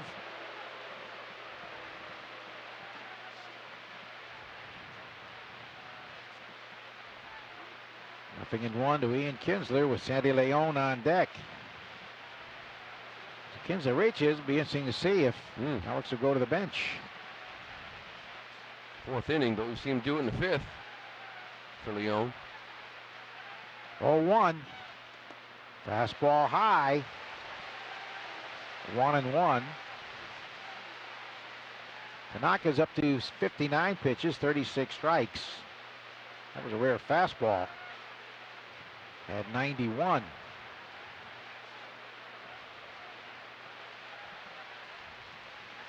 Two out, runner at first. Tying run at the plate. 1-1 pitch coming to Ian Kinsler. Tanaka delivers. Check swing, low and away. This with a slider. He's working harder to get strikes, working harder to get balls over the plate. Hasn't had as many this inning. Look in that dugout, and I see Timmy Hires right there with Alex Cora, and you wonder, Ron Renicky, and discussing what happens here with 2 outs, first and second. What do you do? It's early in the game to pinch hit for your guy, but got 3 catchers. 3 catchers. That's a strike over the inside corner, and Kinsler looks back in surprise at Bellino. Dropped the fastball in there that sunk. And it's 2-2. So he's yet to swing the bat in this plate appearance. 2 balls, 2 strikes, 2 out. 3 infielders on the left side again. Tanaka deals. Swing and a miss, strike 3. Wow, this is unusual. Kinsler in the top 10 at toughest to strike out this season is fanned 5 times in 6 at bats. After 4, 3-1 Yankees on the Shaws and Star Market. WEEI Red Sox Radio. Tonight, Ryan Brazier will take over for Joe Kelly. Kelly 2 1/3 innings, 1 hit, no runs, no walks, 1 strikeout. Xander Bogaerts with a home run. And that home run brought to you by Budweiser, the official beer sponsor of Major League Baseball. This Bud's for you. So here comes Brazier. Did not have a good outing in the opener last night. Just won a third of an inning. Was not charged with any runs, but he allowed 2 inherited runs to score, which were the only 2 charged to Chris Sale. And Sale was pitching marvelously up until he was charged with those 2 runs, but he was out of the ball game at that point. Brazier couldn't hold him. Brazier with a good regular season, no question about that. He's facing the top of the Yankee order here, Andrew McCutchen. Yankees lead by a pair of runs here. Pitch and a strike call to McCutchen. Well, Brazier came in last night, a little different scenario, trying to protect the lead. Obviously the nerves were there. Couldn't find that slider, couldn't get that location with the fastball, but in this situation here, 3-1. Second outing, get back out there the next day. Hopefully can relax. Start locating here a little bit. Brazier out of the stretch, pitch to the right-handed hitter. And McCutchen takes one on the inside corner for a strike. 0-2 to Andrew McCutchen. McCutchen is 1 for 2. He had an RBI single in the second inning. Hit it off the left field wall. McCutchen waiting at the plate patiently as Brazier deals home, and it's in the dirt, 1-2. Red Sox baseball brought to you by Herb Chambers Lexus, with locations in Sharon and Hingham. Learn more at herbchambers.com. Well, Red Sox trying to figure out perhaps what's going on with Ian Kinsler at the plate. As Jordan mentioned, doesn't strike out very often, but 5 times in 6 at-bats here so far in the postseason. 1-2. Swing and a miss as McCutchen chased a high heater, and he strikes out. He's now 1 for 3. No matter how this one ends up, if the Sox find themselves back in, you got to look at that 2 1/3 from Joe Kelly. He comes in the second, strands a couple, gives you 2 solid innings, 1 hit, no walks. A great slider, curveball, and his fastball was dominant. I mean, 25 pitches, you threw 20 strikes, and that's Joe Kelly when he was on a roll here for this team the first few months. Aaron Judge, the batter. He got the Yankees on the board in the first inning with a long home run. 445-foot shot to deep left center. Facing Brazier. First pitch, swing and a miss. He was sitting dead red on a fastball and got a slider instead. He was out in front. That's strike 1. That was a slider that impressed the scouts at the tryout that Brazier had. Pitched just a third of an inning last night. It 1 out, but allowed those 2 inherited runners to score. But pitched a career high 34 appearances this year, swinging a bouncer, foul, strike 2. He hadn't pitched in the big league since 2013. It had been 5 seasons. And he only had 7 games with the Angels, but he'd been toiling in the minor leagues mostly. 10 years in the minor leagues, including a season in Japan last year. We've already seen a different Ryan Brazier. 5 strikes out of 6 pitches. Probably a little more relaxed. A little more relaxed. Good slider, fastball location. Just what he needs. 1 out, bases empty. No balls, 2 strikes to Aaron Judge. Stretch by Brazier. The right-hander set on the hill. Kicks and fires. Swung out, hard ground ball to third. Oh, what a stop by Eduardo Nunez. He gets to his feet, throws it away. It's into the camera well and back out. And Judge will get an extra base. He's down to second. You know, Noonan did the hard part. You know, this is a hard hit ball to his left, and he just kind of a little drop step, does a great job of picking it up, sets himself, and just doesn't throw the ball over the first base. I don't know if he threw a cutter or what, but this ball got down that right field line. Yeah, it was a hot smash into the hole to the glove side left of Nunez. And Moreland had no chance. He didn't rush it either. Nope. Took his time and just didn't get the throw. So an error on Nunez, and now a runner at second base with 1 out. Yankees with a 3-1 lead. Batter is Voit. Voit is 0 for 2. He grounded out to Nunez at third and then popped up to right field in the third inning. Pitch. Right-handed batter takes the ball in the dirt, blocked by Leon. There's Sandy again, challenged by a breaking ball in the dirt. Especially after getting 1 on the board here in the 4th, you got to keep this game 2-run game here. This is a big shutdown inning. Of course, not Brazier's fault. And a crucial game here, too, because the Red Sox know the Yankees have played exceptionally well in the postseason at home over the last several years. They're tough to beat at home, just like the Red Sox are tough to beat here at Fenway. And they'd like nothing more than to go in with a 2-0 lead. And still an opportunity. We're only in the 5th inning. 3 runs on 4 hits for the Yankees. 1 run, 3 hits for the Red Sox. Red Sox so far just 2 runs back despite 2 home runs by New York. 1-0 pitch. And a wave and a miss. Not a good swing by Voit. 1 ball and 1 strike. That's a good slider there. Seems a little bit more relaxed than he was. Even Alex Cora today, just talking with him about the bullpen prior to the game, he said he felt that Ryan Brazier was a little bit nervous yesterday, his first postseason game. Scratch look at second. And the kick in the 1-1. That's in the dirt, blocked by Leon. It's a good situation to get him back out there. You don't want to run from him too much, given what it looked like last night for Ryan Brazier. That if his next appearance was, protecting a 1-run lead in the 7th at Yankee Stadium, you still don't know what you got.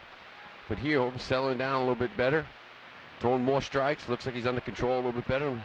Pay dividends as the series goes on. 2 balls and a strike. Kinsler a shade or 2 towards second base. Now he backs off. Judge the lead there. 2-1. And it's inside and low. 3 balls and a strike to Voit.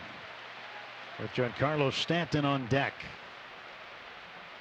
Outfield fairly well straight away. And Bogarts with both feet on the outfield grass. Deep at short.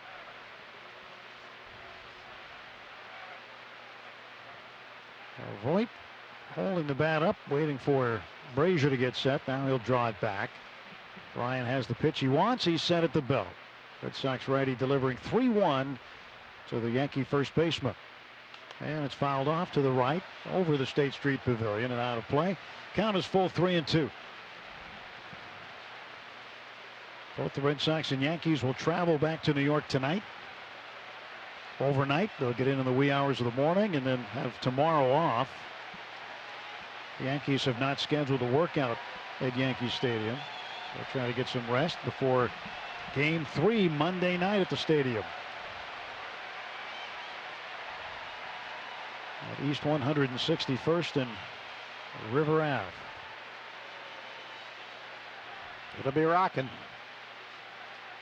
Although it's not nearly as intimidating as the old stadium when the stands overhung and the noise was constant. Loud. There's the payoff now from Ryan Brazier. And Voit looks at a ball down low. He's walked him. Brazier's a little wrinkle there through his little changeup at 90. When you're a hitter, you're thinking, now here comes 97 with that good slider. And he tried to get him with that changeup, and Voit does a nice job just spitting on it. Now you think now, okay, you got a forced play, but Daniel Levangi's going to come out and talk to Brazier. He'll talk to the entire infield how they'll play this here. 1 out and Stanton up. You say, okay, a forced play, but when Stanton hits the ball to the infield, it's usually about 115 miles an hour, whistling in somebody's general direction or past them. And Stanton is 1 for 2 in the game now. So Levangi comes out, Lou, what's he telling the infield? Well, I think the infield just maybe, whether it be switching up the signs, to be honest with you. Sometimes the corner infielders just out there just to kind of join the conversation, to be honest with you, because I'm not so sure what you're talking about here for infield defense, right? First and second. If it was first and third, there might be a discussion. Middle infielders, men on second base, there's been some traffic. Let's make sure that we know as infielders what the signs are, kind of anticipate certain pitches. First and third, it might be just bored. Go talk to the boys. Candlesticks make a great gift. Yeah, exactly. Yeah, team party. Home plate. Let's go check it out. Well, runners at first and second and 1 out. And here is Stanton to face Brazier. Brazier peeks back at second base, now turns and makes a move in that general direction, forcing Judge almost all the way back to the bag. Now the Red Sox get up left-hander Eduardo Rodriguez, and he starts to warm up. So both Rodriguez and Porcello available out of the bullpen tonight. The pitch, Stanton fouls it back, and Really pressure on Boston now with the bullpen, especially considering how they performed last night in a win. And yes, the Red Sox did win that game, by the way, last night. But the bullpen did struggle a bit. Stan grounded into 17 double plays this season. And here's the 0-1. And a pop-up foul over to our right, well out of play. Well, the Red Sox would love to order one of those double plays up right now. Yankees got a run in the first and an Aaron Judge homer. Gary Sanchez made it 2-0 in the second with a solo home run of his own. Gleyber Torres with 2 outs walked and was driven in by an Andrew McCutchen base hit off the left field wall. Red Sox a home run in the fourth, a solo shot to dead center off the bat of Xander Bogaerts. That's how things have scored here tonight. But now the Yankees putting together a threat. 1 out, 2 on. 0-2 the count to Stanton, and Ryan Brazier looking to get him out.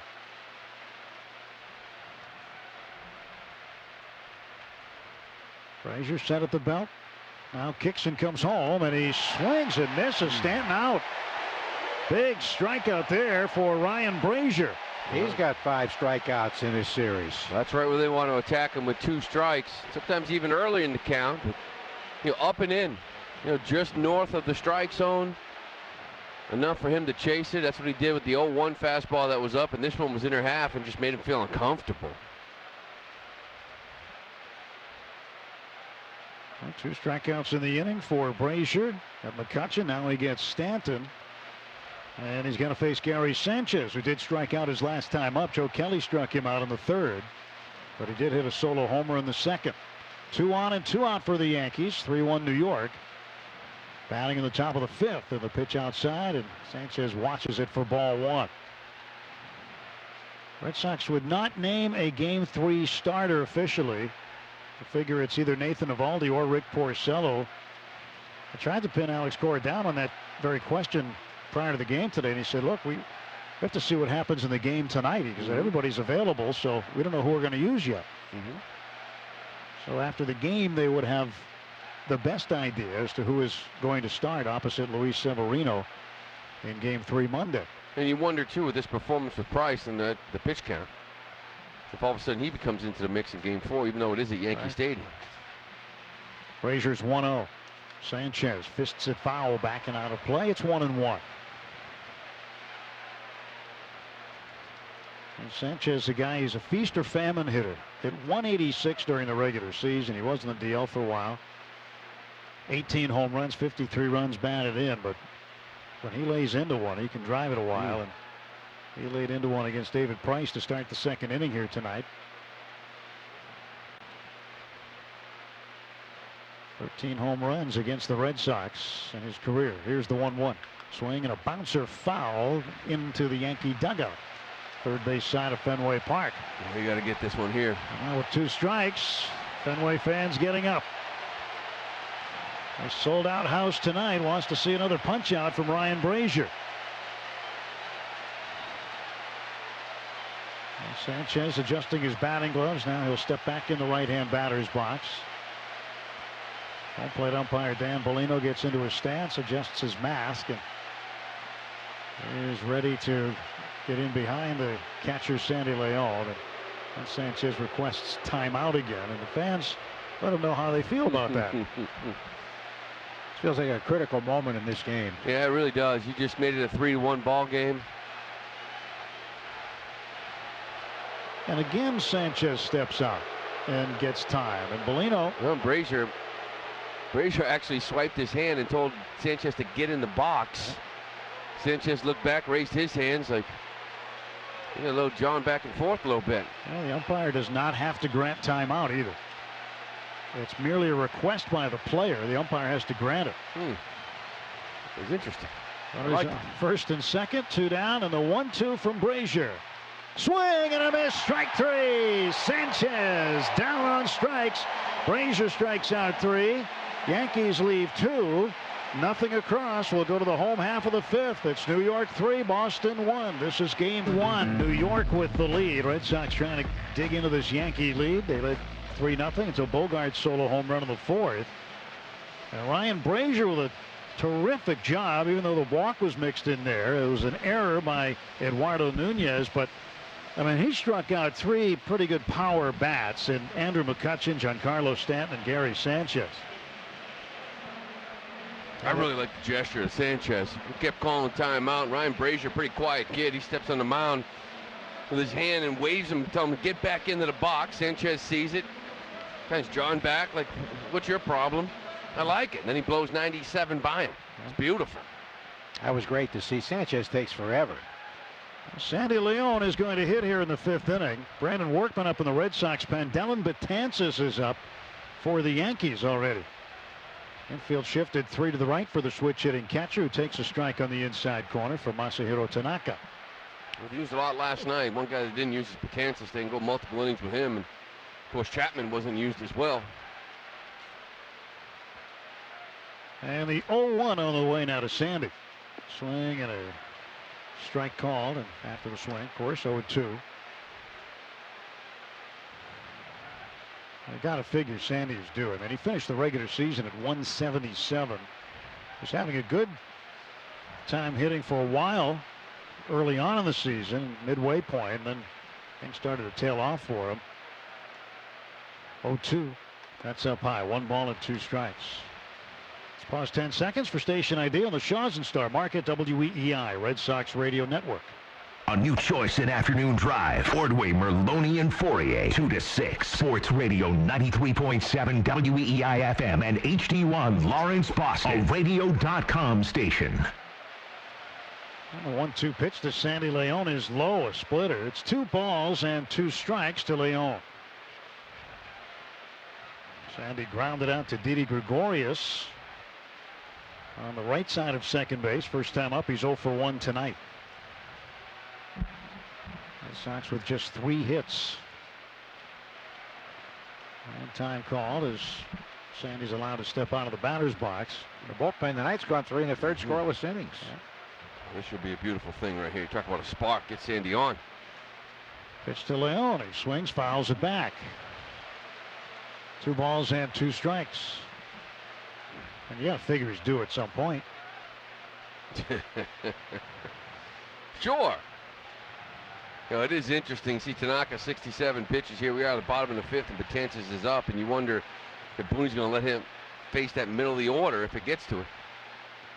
2-2 pitch. And a bouncer toward the middle, and Duhar there to cut it off right in front of the second base bag. Fires on to first to get him. 5-3 to put out 1 out for the Red Sox in the 5th. Want entertainment designed just for you? Then check out customizable streaming TV from Xfinity. It makes your life simple, easy, awesome. Go to Xfinity.com, call 1-800-XFINITY, or visit a store today. Restrictions apply. Jackie Bradley Jr. 1 for 1. Had a base hit in the 3rd. 246 career hitter against the Yankees. Gregorius playing him right up the middle, maybe slightly to the right of second base. Left-handed hitting center fielder to face Tanaka. First pitch outside, ball 1.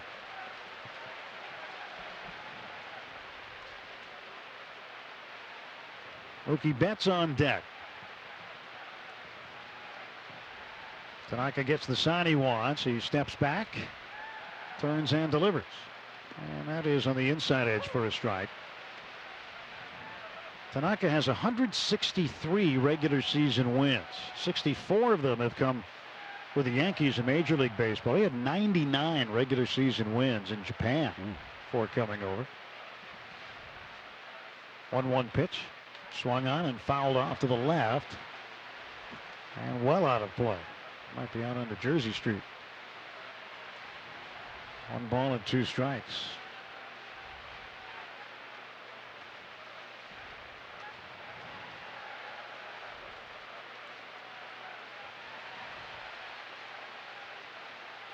One and 2 now to Jackie Bradley Jr. 1 out, base is empty. Red Sox down a pair. And the 1-2 pitch. It's up high, and the count now even 2-2. He hasn't thrown a fastball better than 92 tonight. Pretty much show me pitches again. A 1-2 fastball up, just to kind of show Jackie Be thinking this split's coming down the way now. Tanaka agreeing with the sign from Sanchez. Sanchez sets up down the middle. And it goes in her half and bounces at the plate. Curveball. And it's now a 3-2 count to Jackie Bradley Jr. Jack kind of looks really under control here. Again, that ball he fouled off down the left field, out of play left field, that was a splitter up. So just showing he's staying back and thinking the other way. He's got a lot of room over on that side. And Duhar, the only infielder there. Payoff pitch, swung on, fouled back to the screen. Well, time for the health plan that puts you first and helps make your experience easier, smarter, better. Always Health Partners, you in every way. Learn more at alwayshealthpartners.org, a member of Partners Healthcare. Tanaka's got the sign he wants. He rocks and fires home 3-2, and Jackie swings and misses and strikes out. 2 gone here for the Red Sox in the bottom of the 5th. That's good split. You know, a lot of guys had their split finger fastball. They dive straight down. Remember Koji Uehara's. Tanaka's, he has that almost like that change-up action. It dives down and away to lefties and kind of down and in to righties. So it's not just a true downward kind of split. This thing kind of rides away from lefties. That was a tough pitch there. Perfect location. The bottom falls out of that splitter, doesn't it? There's Mookie Betts. Mookie's 0 for 2. He's flying to left, flying to the shortstop, popping up to Gregorius in the 3rd inning. Field shifting over to the left for him. Torres up the middle, and Mookie takes outside, ball 1. Well, regular season, 162 games or so, you get a chance to pile up some numbers. Postseason, you don't get as many opportunities to pile up good numbers. Mookie has yet to drive in a postseason run. 1-0, a wave and a miss. He's just not giving in. Little slider there, 1-0. Just not going to do it. 1 ball and 1 strike the count to Mookie Betts. Tanaka quickly working. And the Yankee right-hander delivers 1-1. This ball is hit well to center field. Gardner going back. He's on the track in front of the wall, makes the catch, and he backpedals right into the padding of the center field wall. Hard line drive for Mookie Betts, but it's a 1-2-3 inning as the Red Sox go down in order. We'll go to the top of the 6th. It's the Yankees 3. Brandon Workman will take over on the hill for the Red Sox after Ryan Brazier won an inning, striking out 3. Workman will face bottom part of the Yankee order, 6, 7, and 8. Didi Gregorius, Miguel Andujar, and Gleyber Torres. Right now at Shaw's and Star Market, you can take advantage of the stock-up sale for great deals like select varieties of Nabisco Oreos, thin bites, or premium crackers for only $1.99 each. When you buy 3, only at Shaw's and Star Market, official supermarket of the Boston Red Sox radio network. Along with Joe Castiglione and Lou Merloni, Tim Neverett here at Fenway. Both teams will be relocating to New York for Game 3 Monday. Game 4, if necessary, Tuesday. Didi Gregorius, the batter, against Brandon Workman. Workman rocks and now kicks and fires home. And the Texan delivers a strike to Didi Gregorius. We're talking about Tanaka. He's at 78 pitches right now through 5. He's thrown 56 sliders, cutter, and splits combined. Yeah, I mean, he's thrown a lot of 18 fastballs total. A lot of junk up there. 0-1 pitch and a bouncer foul right off the front of the Red Sox dugout. I'll tell you, and most of those fastballs are just setting up, not intended to be strikes, just setting up the cutter or the slider. Yeah, it's not like it's a primary pitch for him anymore. But it can be an effective setup pitch as it was tonight. Workman ahead of Didi Gregorius, 0-2. And Gregorius tonight 0 for 2. And he looks at one of the dirt. Workman got a hold last night. Pitched a 3rd of an inning. Came up with a big strikeout when he stranded 2 inherited runners to end the 6th inning. And he started the 7th, allowed the first 2 men to reach before he was lifted. 1 ball, 2 strike pitch. And Gregorius swings and fouls it back. This is the second postseason for Brandon Workman.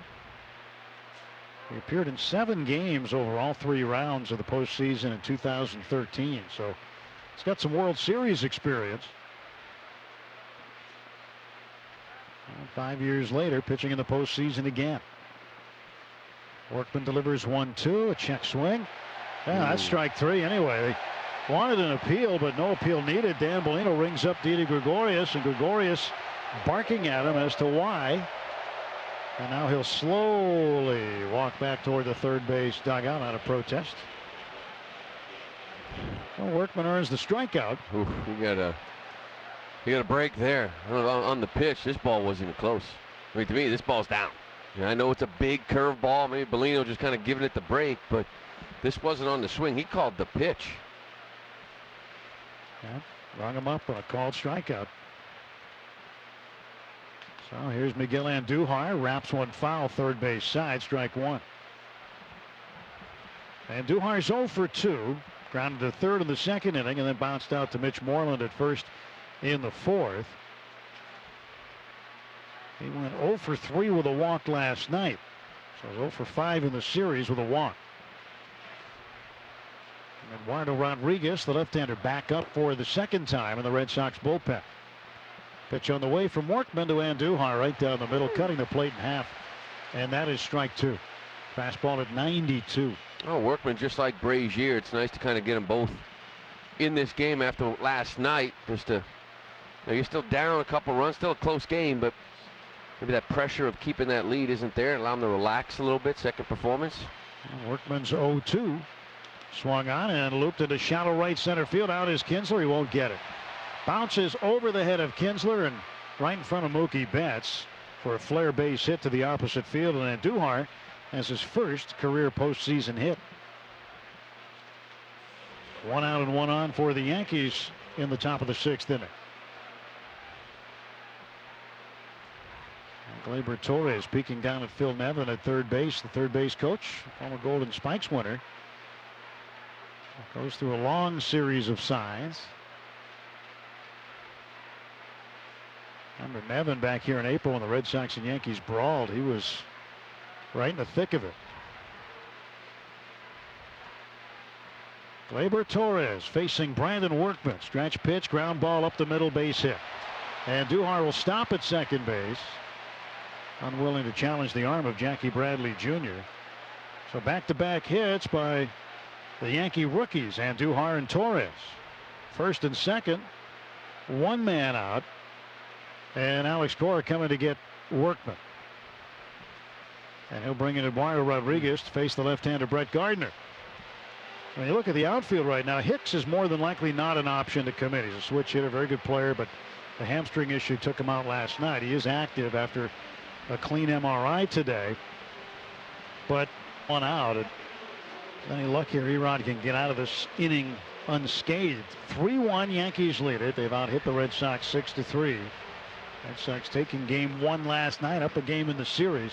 These short series, these are the, I mean, they're all tricky, but the short series might be the trickier one of the two because you really have no margin for error, very little.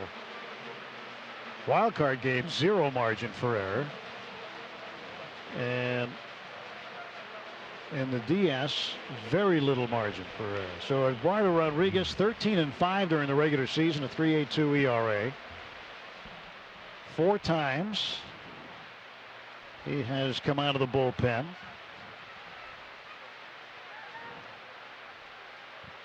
Appeared in game 1 of the American League Division Series against Houston last year in relief and allowed 2 earned runs.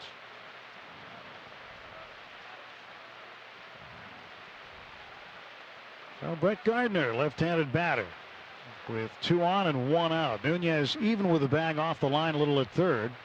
Toes just about touching the infield grass. Stretched by the left-hander, and Erod's pitch is down low, ball 1. One thing he can't afford to do here is walk this man. You really don't want to see Judge hit in this inning. No. Well, again, even in this spot now, last couple of innings, doing everything they can to keep this a 3-1 game, keep it in reach. Another big moment. The 1-0 pitch outside 2-0. I don't know he wanted to start. How many times, though, recently, in the last month, over the course of the season you see it, other teams you see it from as well, but how many times you see a guy come right out of the bullpen and walk the first man? Red Sox do not want to see that here. They'd much rather have Gardner put the ball in play and see what they can do with that. 2-0, and it's outside 3-0. Yeah, and it's even worse in the postseason because a lot of times, maybe not the case, this particular case, but a lot of times you come in because you are the matchup. You know, you are supposed to get this guy out, whether it be history or whatever it might be, and you walk that leadoff hitter, and all of a sudden that plan that the manager had, it's out the window. You got to challenge Gardner. And Duhar off of second base. Torres not being held on at first. 1 out. 3 balls, no strikes to Brett Gardner, who tonight is 0 for 1 with a walk. Gardner crowding the plate from the left side. The pitch right there for a called strike.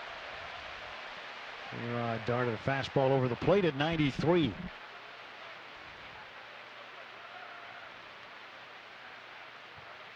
Three and 1 to Brett Gardner. Regardless of what happens here tonight, the Red Sox bullpen's going to need tomorrow off.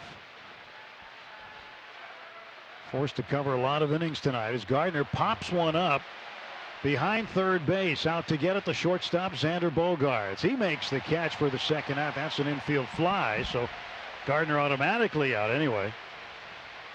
The infield fly rule is in effect, first and second, and less than 2 outs. That was a pretty good pitch over the outer half. I'm surprised he chased it the way he normally takes so many pitches. Yeah. He's down there in that bottom of the order. You got to challenge him. You know, Price walked him, causing some problems there in that second inning, and you want him to swing that back. And now he's going to get the tough Andrew McCutchen.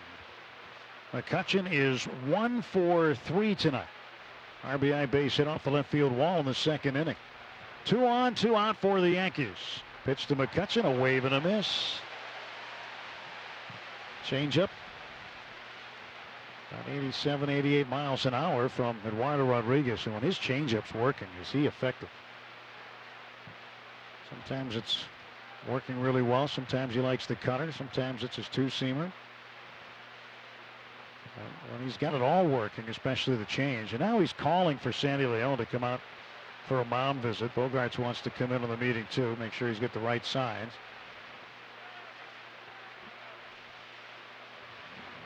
It's so important that they're on the same page here too. You can't afford a cross-up. Yeah, a lot of times, you know, you have certain sets of signs now because a lot of teams are stealing signs. So with that starting pitcher, it's easy to sort of, you know, switch them up. Maybe easier to communicate. Sometimes with a relief pitcher, you want to make sure you guys are on the same page. You know, I just switched the signs. We don't want to be giving them too hard now. Been out there for a couple of hitters that switch them up. Maybe Erod sort of lost track of where they were, and he wants to make sure they're on the same page. The Red Sox now with 3 mound visits remaining. The Yankees with their full complement of 6. Runners off first and second, 2 out, 0-1 pitch, and it's outside 1-1. Well, you talk about why Alex Cora let Sandy Leon hit in the 5th inning. I mean, there's something about how he calls the game and how the pitchers feel really comfortable with him. And sometimes apparently they're going to let him go a little deeper in games because of his defense. 1-1, swing, and another strike to McCutchen. He tripled up there with changeups. Got a good one here tonight. So Eduardo Rodriguez called upon to put out the fire here in the 6th. 2 on and 2 out. 3-1 Yankees. 2 up for the Red Sox in the bottom of the 6th inning. Benintendi, Martinez, and Bogaerts. Stretch, look at the runner at second. Kick, and the pitch home is fouled off to the right. Way up in the box seats. And McCutchen has faced Erod 6 times in his career. He's 3 for 6 against him. He did click him for a home run once. It was a big at-bat from McCutchen in that second inning. His Price's last hitter. You know, he hit a couple outs, first and second. He hit that ball off the wall to score a run, and he's in that same spot again here now. 2 outs, first and second. See if Erod can get a better fate. Erod stretched from the third base side of the rubber. Looks back at second. Comes home 1-2, and it's outside. Tried the changeup again. Thought he might go to that changeup again, but wasn't in an area where he could get the swing induced. Big Aaron Judge on deck. Big hitter right here for Eduardo Rodriguez to get. 2-2 the count. Now the pitch. Swung on and missed. Strike three. Got him. So Erod strikes out McCutchen. Yankees leave 2 more. They've left 7 over 6 innings. Weekdays 2 to 6 on 93.7 WEEI. Pitching change for the New York Yankees as we go to the bottom of the 6th inning. Yankees up 3-1 here in game 2. It is Dellin Betances. He probably hasn't been in a game this early in a long time. But he takes over for Masahiro Tanaka. Went 5, gave up 1 earned run on 3 hits. A home run by Bogaerts in the 4th inning. 1 walk, 4 strikeouts, 78 pitches, 48 for strikes, and has a postseason ERA this year of 1.80. And after completing 5, he is the pitcher of record for the good for New York. But Betances will come in to face Andrew Benintendi, J.D. Martinez, and Xander Bogaerts. Gregorius playing up the middle and way off the line and almost on the grass is Andujar, giving Benintendi the line, who takes a strike. Benny tonight 0 for 2. He flying out deep to left center field in the first inning rather, and then the third grounded out to second. Pitch from Betances is fouled off. A little different approach. When you face a guy like Tanaka that only threw 18 fastballs and 78 pitches through 5 innings, and it was split slider, you want to get that ball up. With this guy, it comes, man. It's 98 with a hammer. He's got a hard curveball, Betances. The Red Sox have had good luck against him, though. 0-2, swung on, roll to the right side. Voit grabs it, and he will run to the bag and wins the foot race. 3 unassisted to put out. 1 gone here in the bottom of the 6th. You look at the numbers and combine them with Aroldis Chapman, because you're talking about Chapman and Betances. You figure that's the 1-2 punch at the end of this Yankee bullpen. In 11 2/3 innings against the Red Sox, Betances and Chapman have allowed 11 runs, 12 hits, 8 walks. You can get to him. He's going to keep it right here. They can get to him. J.D. Martinez 1 for 2. Red Sox down 2 runs now, and J.D. looks at a pitch, swings and misses. J.D. 3 for 6 against him with a home run, the walk and 3 Ks. League leaders brought to you by Massachusetts General Hospital Cancer Center. J.D. led the league and baseball with 130 RBIs this year. He was battling in the Triple Crown categories. Finished with a .330 average and 43 doubles. Betances has been hot lately. He's now thrown 5 strikes, which is a sign that he's on. 43 home runs, 37 doubles for J.D. Every day, every moment holds the opportunity for something amazing to happen. That's Mass General Hospital Cancer Center. Every day amazing. And J.D. swings, hits a ground ball toward the middle. Gleyber Torres position there. Shuffle step to his right, makes the play, and J.D. is out. 4-3. 2 out now in the bottom of the 6th inning. And there's Xander Bogaerts. Bogaerts 1 for 2. Deep fly ball to center field in the 1st inning, and then a home run in the 4th. First postseason home run this year. He had a career high 23 during the regular season to go along with a career high 103 runs batted in. Well, Bogaerts readying himself in the right-hand batter's box, and Dellin Betances, tall right-hander, set. And he delivers a strike. Betances from the Bronx. And he is huge. Big boy. 7 pitches now, 7 strikes. That kind of stuff, he's all over the zone right now. Well, the thing is, though, he's been inconsistent. I mean, tonight he's having a good night so far, and he does have good outings, and every once in a while he can't buy a strike. But right now is not one of those times, unfortunately, for the Red Sox. And the pitch fouled back. New third baseman, by the way, we should mention that Andujar is out and Denny Hechavarria is in, so he takes over here in the 6th inning.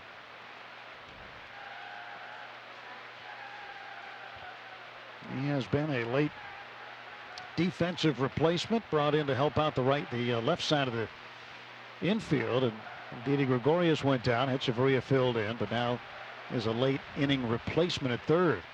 And Bogaerts hits it right to Hechavarria. Goes down, stays down, fires on to first base across the diamond. And Betances has a 1-2-3 bottom of the 6th. The 2-3-4 hitters go down in order. On to the 7th inning at Fenway in Game 2 of the American Yankees 3-1. I'm Ken Laird. Back to Joe, Tim, and Lou in a minute. First, an Xfinity scoreboard update. Terry Francona's Indians had a 2-0 series lead in last year's ALDS before the Yankees came back on them to win in 5.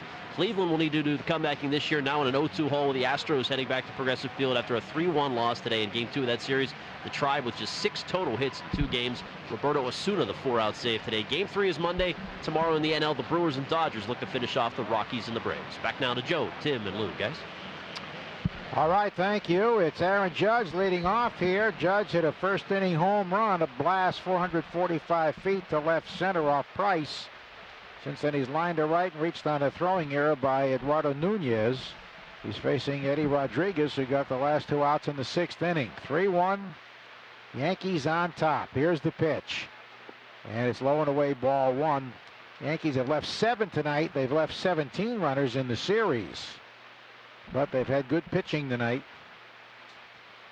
And with Betances throwing strike after strike, he's certainly going to pitch another inning, or at least start the 7th to pitch. There's a slider in for a strike. Betances 9-pitch inning, 9 strikes. Yeah, 9-9.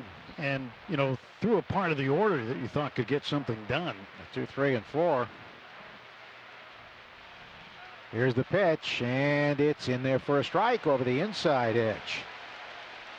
Okay, he did it on 3 ground outs, which is not the way he usually gets outs. It's usually big swings and misses. 1-2, Judge at the plate, Voit to follow, then Stanton. So 3 tough right-hand batters for Eddie. Here it is. Swinging a ground ball, nub weakly, right side. Moreland has it, flips to the pitcher, and Eddie didn't get there. Why did he slow down? I don't know what he was doing. He was jogging over there. I don't know why he was slowed down like that. Infield hit in the scorebook, but it should have been an out. You know, he took off okay. Yeah, and then he just went into a jog. I don't know if he just felt like Moreland wasn't even going to attempt it, but he just started jogging and then didn't even get to the base. I don't know what that was. Well, he didn't seem to hurt himself. I mean, Mitch had to range wide to get it, just a little dribble off the end of the bat. So that's a tough way to start this inning. And here's Voit, 0 for 2 with a walk, grounded a third, fly to right, and then took ball 4. The pitch is outside, ball 1. I mean, he made a good pitch. It looked like he had an easy out there. Yeah, that's one way to get your manager upset. You know, you're in this type of game. I mean, you're facing, you got Judge, Voit, Stanton here on deck. And you get a swing like that, you got to get an out of that. Especially leading off the inning. Here's the 1-0. It's up and away, ball 2. No action in the Red Sox pen. The Yankee pen quiet as well. Well, he's got to gather himself, because right now you don't want to be thinking about not covering. You made the mistake. You can't compound that and fall behind some dangerous hitters here. You got to get back into this game. 2 balls, no strikes. Eduardo deals. It's high and away, 3-0. He was 3-0 to Gardner. First man he faced came back to get him, but 3-0 to Voit now. Might have the green light.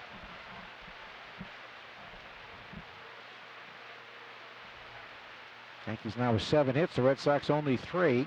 3-0. Swing and a miss. He did have the green light, and he didn't groove it. Ball had some action to it. Fastball down and away at 94. Boy, looking down at third base coach Phil Nevin, who's very wisely well beyond the coach's box. Safety first. 3-1. Rodriguez sets the pitch. Swing and a miss. To another heater, got it by him at 93. He tied him up pretty good. To avoid 14 home runs. We saw that home run chart earlier. 7 of them the other way. Of course, take advantage of the Yankee Stadium. We've seen that, I think, early in September when he pimped that home run that landed in the front row. The 3-2 pitch. Here it is. Low ball 4. Close pitch.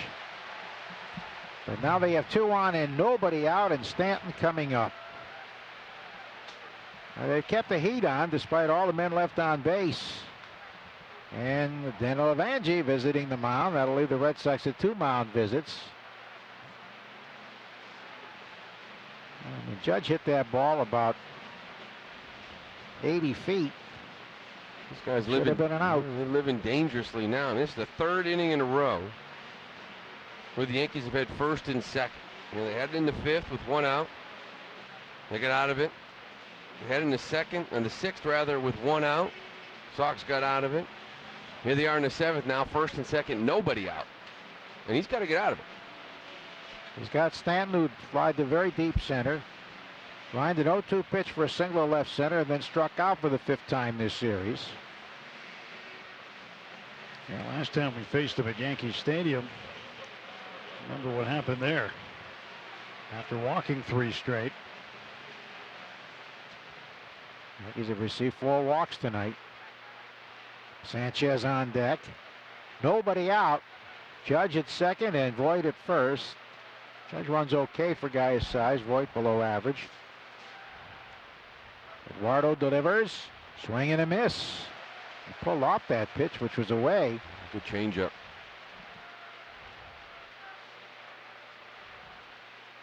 No balls, 1 strike. Yankees have had men on base all series. It seems. The 0-1. Swinging a foul, right side out of play. So we've got to think K here. We said 5 strikeouts for Stanton and 8 at bats. We wonder if they go right to that spot that they've got him before. Kind of elevate up and in a little bit, see if he chases. If they got something else in mind first, maybe they'll change up away first before you go to it. The single tonight did come on an 0-2 pitch. Eduardo Rodriguez with the 0-2 pitch to Stanton, and he swings, and it's a soft one-hopper to third. Short hop by Nunez, fires to second, safe! The throw pulled Kinsler off the bag. The bases are loaded with nobody out. Well, Nunez had to go to his left. It was a short hop, a good pick, but it looked like the ball sort of rattled in his glove a little bit. Didn't really get his feet underneath him. Usually sometimes, you know, you catch and release, or you peek to second base, and the minute you bobble, you got to go to first base to get it out, and they want to check this one out and see if they want to review it, but I think they got it right. I think he was safe. Kinsler was fortunate to catch it. He got in the webbing of the glove. I think, you know, it was a pick for the third baseman. Actually, you know what? They may want to take a look. Yeah, that's pretty close. Yeah, they may want to take a look. They might get this one. He might have still had a toe on the bag. It's certainly worth looking given the situation. It's either bases loaded, nobody out, or first and third and 1 out. I think the question will be, did Kinsler hold the base? Because the way Voit slid into second, you know, his foot was fully flexed. It was almost like his heel hit the bag at first. The question, though, is I don't know if Kinsler held the bag here because this throw was high as well. And Angel Hernandez had a very good look at it. You know, again, Kinsler, it's a scoop, right? It's a tough pick. Kind of throw your hands at it. Good hands. It's going to be a tough one. Tough one to see. I don't know. He's up on his tiptoe. Depends on the angle and depends on when the ball's in the interior of the glove. And you got to wonder if there is enough angle, enough evidence to overturn it. This goes into play too, and because of instant replay, we've learned, like, when is it officially a catch, right? Is it when it hits the back of your palm? Is it when it's in your glove? And when you go frame to frame, those sort of things matter. Well, this is critical. But the tough thing about this inning, you had 2 real soft contact ground balls off the bats of Judge and Stanton, and you don't get an out. Yeah, I still say Nunez kind of picks this ball, and the minute you don't catch and release the throw to second base, and he's out. Kind of bobble. Oh, there you go. They called him out. Wow, they overturned it. Wow. So a big call here. Bit surprised because the evidence was, there was some evidence, but it certainly didn't seem all that convincing.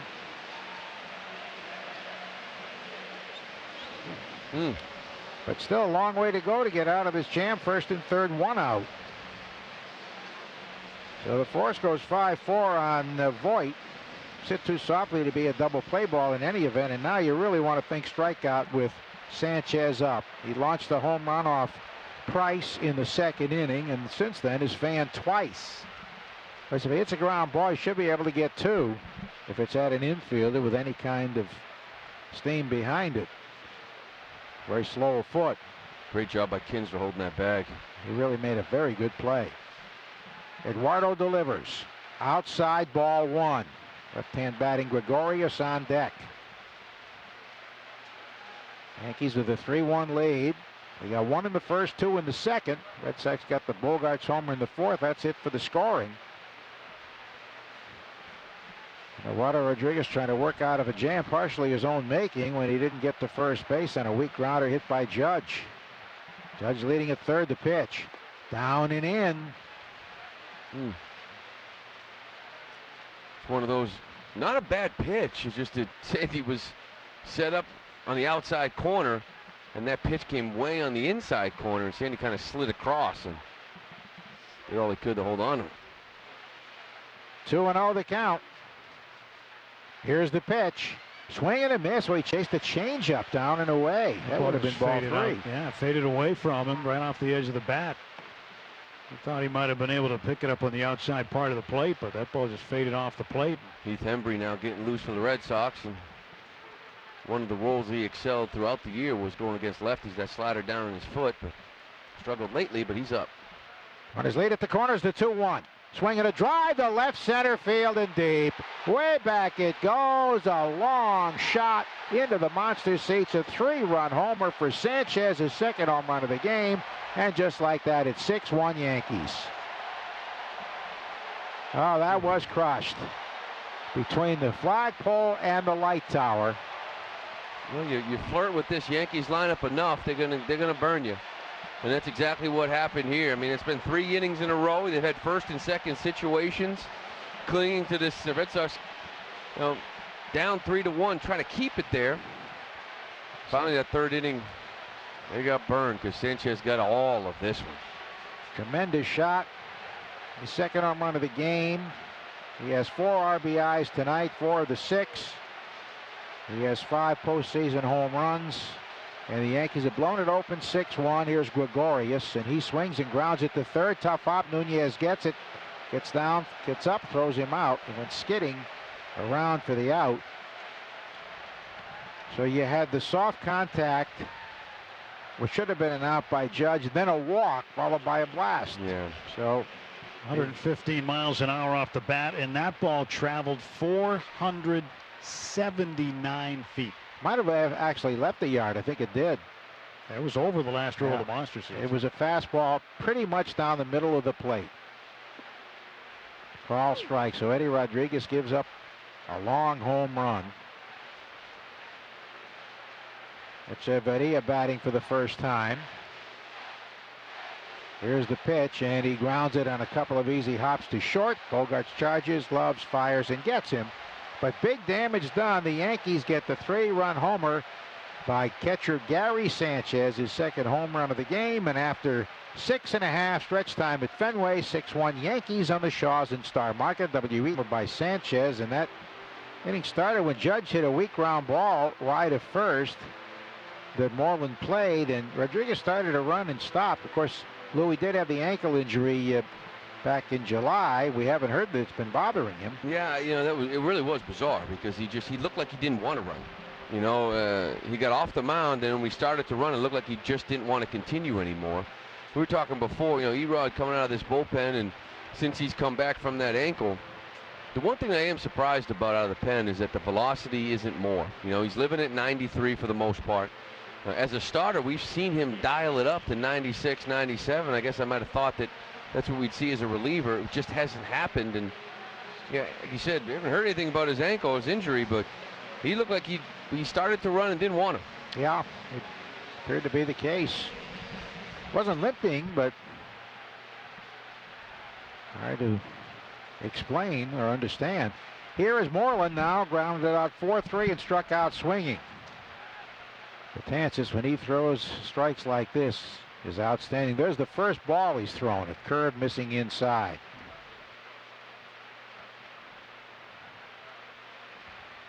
Red Sox have had only 3 hits. And the pitch is a strike over the inside edge. Well, Joe, there's only been 2 catchers in Yankee history with multi-home run games. We see one tonight. Yogi Berra. 1956 World Series, Game 7. Don Newcomb, or started that game anyway. At least one came off Newcomb. The pitch fouled to the left out of play. That's the first multi-homer game for a Yankee since Didi Gregorius had 2 in Game 5 of the division series against Cleveland last year. That's the last thing you want, too, is a guy that struggled all year long. So all of a sudden, right now, he feels like Gary Sanchez of last year, the way he's swinging the bat. Confidence high. And there's a line drive, ripped through the shift into right center. A solid hit on a 1-2 pitch. Probably the second hardest hit ball the Red Sox have had tonight, behind the home run by Bogaerts. So a leadoff single brings up Nunez, who flied to center and drew a walk. And this is one of those situations, too, in this bottom third of the order. Nunez here hitting and Kinsler on deck. And you could start talking about, some of these lefties, but you know what they have out in that bullpen. You're just setting up a lefty-lefty matchup in the 9th inning off of Chapman. He's going to get somebody warming. Ball 1 missing inside. That'd be Robertson. It is. It is, yeah. Pitched an inning last night. 4 hits now for the Red Sox. Sanchez stealing 1-0. And a pop-up right side. Out goes the second baseman. On comes Judge, and the right fielder Judge makes the catch. 1 on, 1 out for Kinsler, who has fanned twice and 5 of 6 times in this series.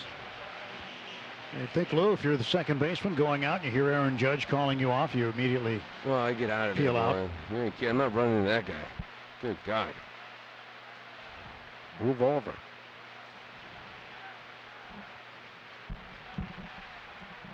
So Kinsler facing the hard-throwing righty with a great curve.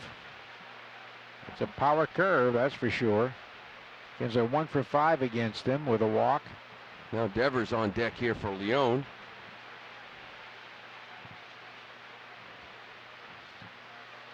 Here's the pitch. Inside and low with a sinking fastball. 97. Robertson pitched the scoreless inning last night. He's a righty. They still have Britton and, of course, Chapman after that. 1-0 pitch, and it's in there for a strike.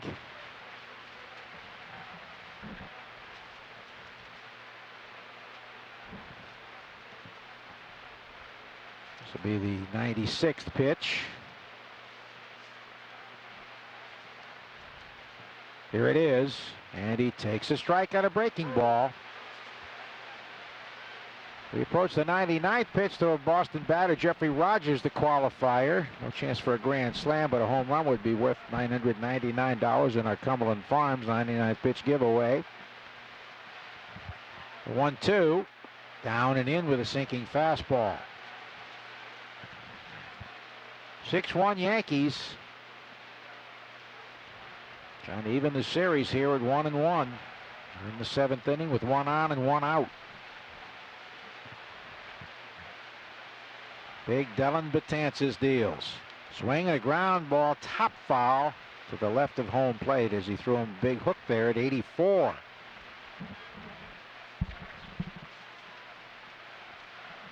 Two and two.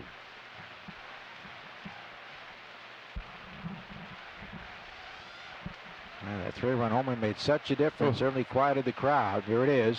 And he swings and drives one high and deep to left field. Back goes McCutchen looking up. It's off the wall by the ladder. It rolls away from him. And this will enable Moreland to score as the throw is cut off by the third baseman. A wall ball double by Kinsler. Why, McCutchen looked like he never played left field here before. He hasn't played much, but he got too close to the wall. Was hit right near the ladder. And it's 6-2. Yeah, this ball's right next to the ladder, and McCutchen's in on the track. You know, rather than backing up a little bit. I mean, Moreland's on first base. As long as you don't misplay this ball, he's not going to score, and it's exactly what McCutchen does. I got a little something here with Devers up at the plate. Well, Raffy pinch hitting for Leon, who grounded out 4-3 and 5-3. Raffy's first appearance of this postseason was last year in his final at bat in the postseason at the inside the park home run against Houston. So it's 6-2. Yankees. RBI double for Kinsler. At about halfway up on the green. Here's the pitch. Swinging a pop-up foul. This will make the seats left side of the plate. Jackie on deck. You'd like to erase that three-run homer, but you'd have a one-run game. Baseball doesn't work that way.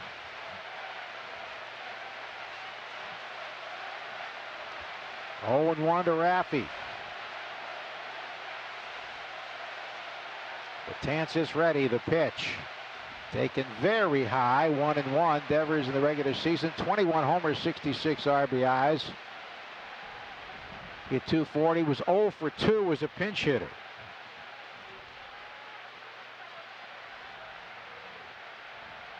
Flag hanging still in center, so ball's carrying pretty well. Betances works. Swinging a foul again, this time into the State Street Pavilion on the third base side. Betances up to 24 pitches now. Had an easy 6th inning. Struggling here a little bit as Robertson ready to go. Well, this team, when they're in the dugout and they're down late, they never feel like they're out of a game. They feel their offense is strong enough to catch up almost any time. Stealing third, swinging a miss, strike 3, no throw. Got him on a curve on the inside. Kinsler steals third on Betances. But it's a strikeout, so 2 down for Jackie. With a runner at third, he singled to the left and he struck out. That pitch tied him up, a breaking ball in on the hands. Yeah, he came with all fastballs early on in this count. Riding up in the zone to see if he can get Devers to chase and just finish him off with that curveball down the dirt, down his ankles. Here's the set by Betances, the pitch, and Jackie takes inside ball 1. That came close to getting away. He is hitless in 10 at-bats with 1 walk against this pitcher. Shortstop pinch toward the middle, but slightly to the left to second, but still a good hole on the left side where Jackie singled earlier. The 1-0. Swing and a miss at a breaking ball by his back foot. 27 pitches for Betances, only 9 in his first inning of work. That's one of those you take a shot, right? 1-0 count. Say, I'm not going to miss this fastball. He throws you a little curveball, now you get back in your at-bat, you approach. 1-1, ground ball hit softly to second. Torres has it, throws to first for the out. The Red Sox get just the 1 run. And after 7 at 6-2, Yankees on the Shaws and Star Market, WEEI Red Sox Radio Network. Finding the best healthcare solution for your mom and dad can... 0.7 WEEI FM and HD1 Lawrence, Boston, a radio.com station. Some changes for the Red Sox. Vasquez is now catching after Devers hit for Leon. Steve Pearce goes to first base in place of Moreland, who scored. And so I guess Pearce would hit in the 5th spot. Yeah, they could do a 2-for-1, but that wouldn't make sense. Actually a little strange when I think about it. Unless something happened to Mitch running the bases. You got to wonder if something happened to Moreland, because you're not going to typically see Pearce come in as a defensive replacement late here for any reason when you get a guy of of Moreland, who plays first with a Gold Glove caliber. If anything, you want the defense, at least for this half inning. If you want to pinch hit for him, you wait for him next to him. Perhaps something happened running the bases. Heath Embry, the new pitcher, just added to the roster today, and it's away ball one. He took the spot of Stephen Wright, who had to be placed on the DL postseason-wise with that sore left knee. Feels there's some loose bodies moving around in there. Just happened after 4 o'clock yesterday, just before BP called strike. He said he went to turn around and it locked up on him. He felt a lot of pain and had difficulty walking. He had an MRI today. Libert Torres has walked, fly to right, and single. 6-2 Yankees. Britton warming for New York. 1-1 from Hembree is swung on and fouled to the right, out of play. So a tough outing for Rodriguez.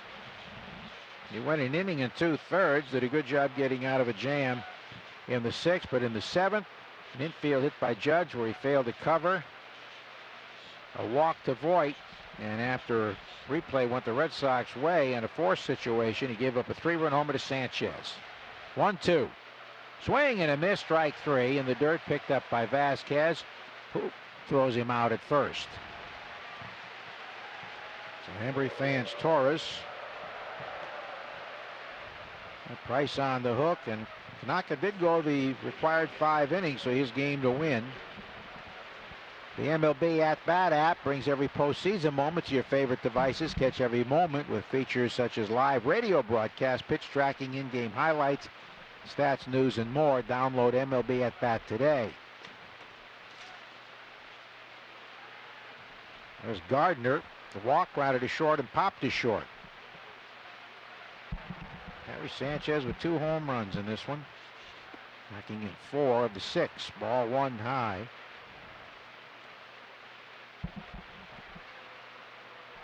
Big difference maker, too, having a guy like Sanchez. Feeling more confident. The regular season's over with. Now the playoffs start. He comes out swinging it hot in this game here. Loves Fenway Park, too. Call strike. 1-1. He and Judge have been hot. So Robertson, Ebden warming, but now it's Britton. The Red Sox have Betts, Benintendi, and Martinez top of the order due in the last of the 8th inning. Here's the 1-1. Fastball strike over the outer half. I think the thought there with that power sinker. You're going to use that kind of guy against the power in this lineup. Red Sox, it'll be tough to elevate with that power sinker he has and try to keep the ball in the ballpark, nothing else.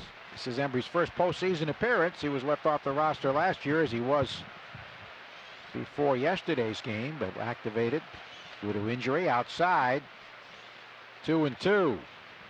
It's been Price for an inning and 2/3. Kelly was outstanding in 2 1/3 scoreless innings. Brazier, 1 inning with 3 Ks, worked around an error. Workman, 1/3 of an inning. Rodriguez, 1 2/3. So this is the 6th Red Sox pitcher. Heath Hembree's 2-2. Swing and a foul to the backstop on a high fastball.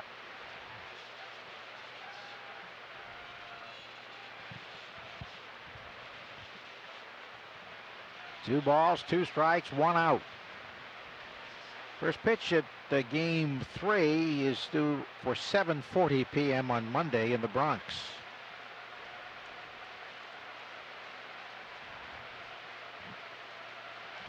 $39,151 a sellout here. That one's in the dirt. So the count full. We still don't know who's going to start that game. Some speculation if it'd be Porcello if he wasn't needed here today, or still could be Evaldi. And you wonder, inning and 2/3 from Price, how he mixes in. Might be out of that bullpen, that role that he was in last year for the rest of this series. Could well be. Hit hard tonight. 3-2. And the pitch taken too high, ball 4. Well, Gardner really makes you work. Will McCurve on 3-2. 5 walks issued by Red Sox pitching tonight. 2 have resulted in runs. Now, at the top of the order, McCutcheon, who grounded out 5-3, had an RBI single off the wall in the second and then struck out twice. Fastest sport on skates. Coming to Boston, watches athletes race down a 2,000-foot ice track, reaching speeds of over 50 miles an hour during Red Bull Crashed Ice. February 8th and 9th at Fenway. Tickets at redbullcrashedice.com. Strike called as he works him knee-high over the outside edge.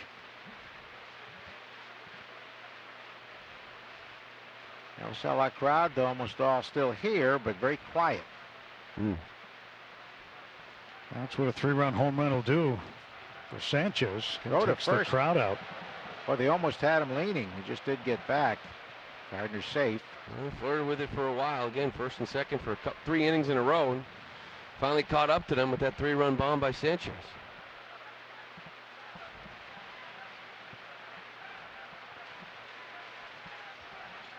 Game almost at the 3-hour mark. The pitch. Ground ball, top foul over by the third base dugout. Well, we go all the way back to the David Price. Not exactly what you're looking for from him, and the ongoing struggles in the postseason continue, and it's still a topic for discussion. I'm sure he would love to get another opportunity to take the mound. Whether it's out of the bullpen or as a starter, we'll have to wait and see. Hopping in to McCutcheon. Here it is. Fastball up and in. He worked with a quick delivery slide step almost right there. Gardner will be the Yankees' best base stealer.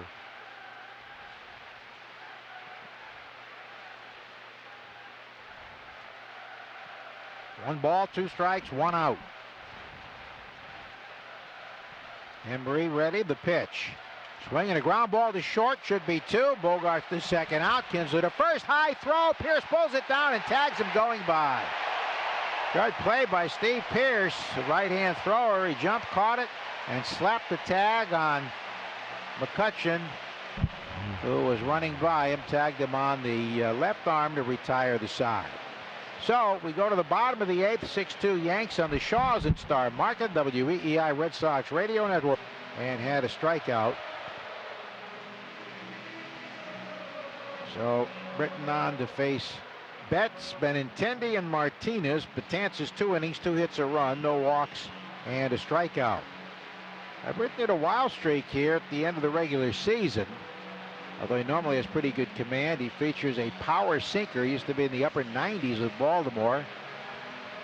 Had some issues with his arm, and this year a late start because of Achilles surgery. He's in 66 games overall, 3-0, and 10 saves. He had 7 with the Orioles before he was traded to the Yankees, and 3 with the Bombers. All right, here's Mookie, who's fly to left, popped to the shortstop, and line to deep center. Red Sox need 4 to tie. Britton delivers. Low ball 1. Gary Sanchez has been the big gun, the Yankee catcher, with a solo homer and a tremendous 3-run homer. At over 470 feet. He's trying to get on base any way he can. 1 for 6 in the series. Britton deals and gets a strike in there.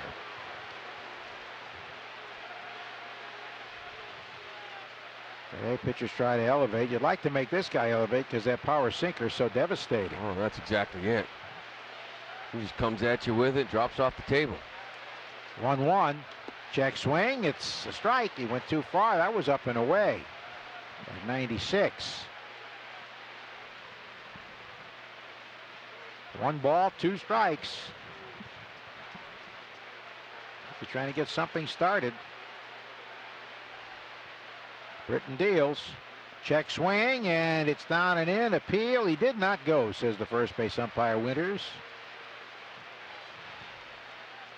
See, the Red Sox, they've had the leadoff man on just once, and that was in the 7th when Moreland singled. He wound up scoring on a double by Kinsler. We've not heard a report as to why he left the game. You score from first base, you have to wonder if it's something to do with the legs. 2-2. Swing ground ball left side, grabbed by Echeverry, and a hop. He throws to first, and Mookie's 0 for 4. Britton with his specialty, a ground ball. And here's Benintendi, who's 0 for 3. Top two hitters 0 for 7 tonight. Benny fly to deep left center, grounded out 4-3 and grounded out to first. Yankees have led right from the start when the second batter, Aaron Judge, homered. And Sanchez homered leading off the second against David Price with 2 down, 2 walks, and a wall ball single by McCutchen gave him a 3-0 lead. Bogarts homered in the fourth to make it 3-1. It stayed that way till the seventh when Sanchez launched another homer, a 3-run shot. Call strike to Benny. Echeverria wide of the line at third.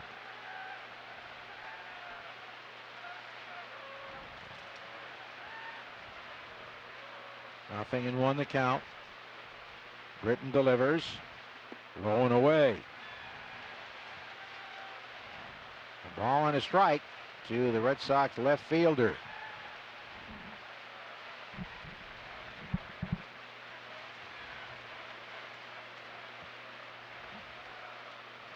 Britton with a 1-1 pitch. And it's outside, 2-1.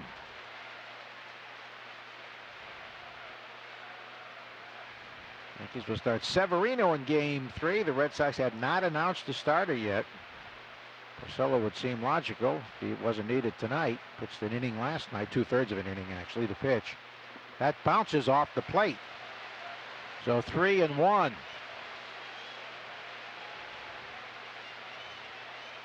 Britton, since joining the Yankees in regular season, had 11 walks in 25 innings, a high total for him.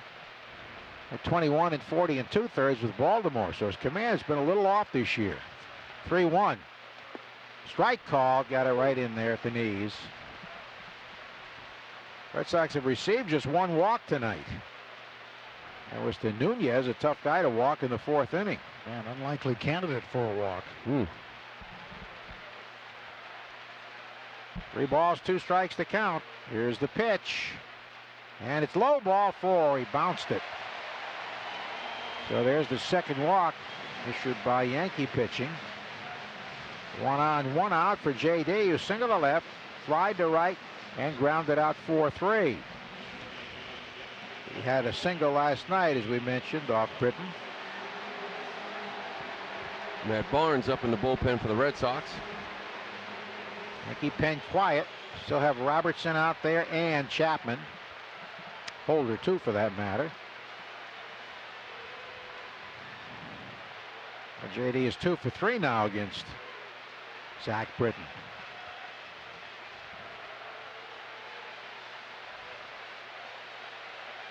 Veteran left-hander ready. And he throws to first, and down with a hand tag, Benintendi. So now Robertson's back up in the Yankee pen. So right now it's not a safe situation.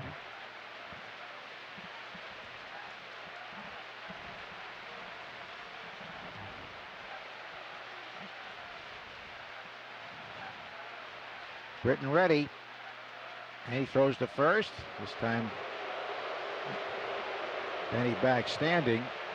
Since the introduction of StatCast in 2015, the Gary Sanchez second home run was the longest ever measured at Fenway, 479 feet, according to the Globe's Alex Spear. 479. You wonder these couple throwovers from Britton is to get Robertson loose here for Xander if it happens. Swinging a ground ball, top foul by the third base coaching box. See right there delaying. You're up 6-2 and you're throwing over to Benintendi after long holds. It's more like a delay than anything. Call from the bench, probably. Sure.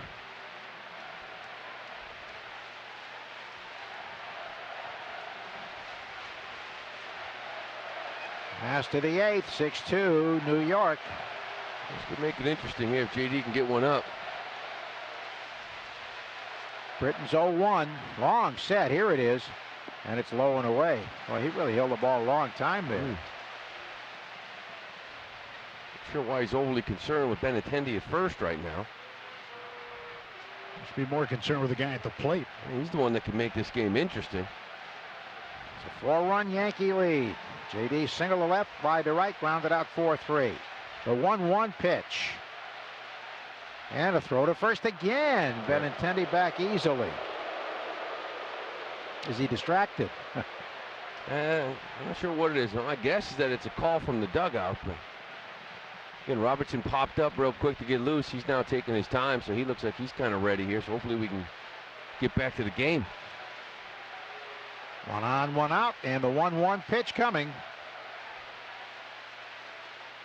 Britton delivers. Swinging a ground ball, top softly to the left side. Gregorius has it, fires to second, out on a close play. Very close at second. Surprised he went that route. Yeah, risky. No question about it. You're up 6-2 in the 8th inning. Now you got J.D. running. He had to catch and release, make a good strong throw to beat Benintendi hustling down the line. Almost with 1 out, you almost take the out at first base, right? Man on second, up 6-2, 2 outs, you'll take it. But yeah, you think you do that in this situation too. And maybe he thought because of the hang time on that high hop, and he had to go the quickest way he could to second. But I agree. I think you take that first out that's in front of you. All right, here is Bogarts, who's kind of for the only run with a home run into the first row of the center field seats in the 4th inning. That's after he lined to deep center in the first, and since then he's grounded out 5-3. Red Sox have had only 5 hits. They trail 6-2.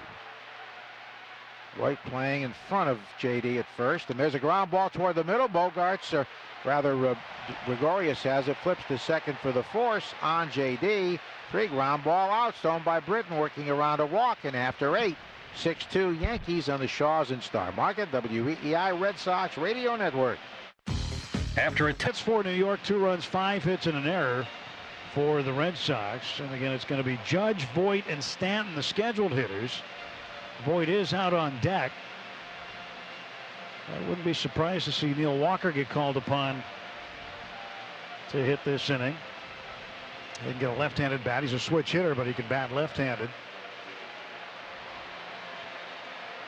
But Voit is the guy you'd think he'd hit for, but he is in the on-deck circle.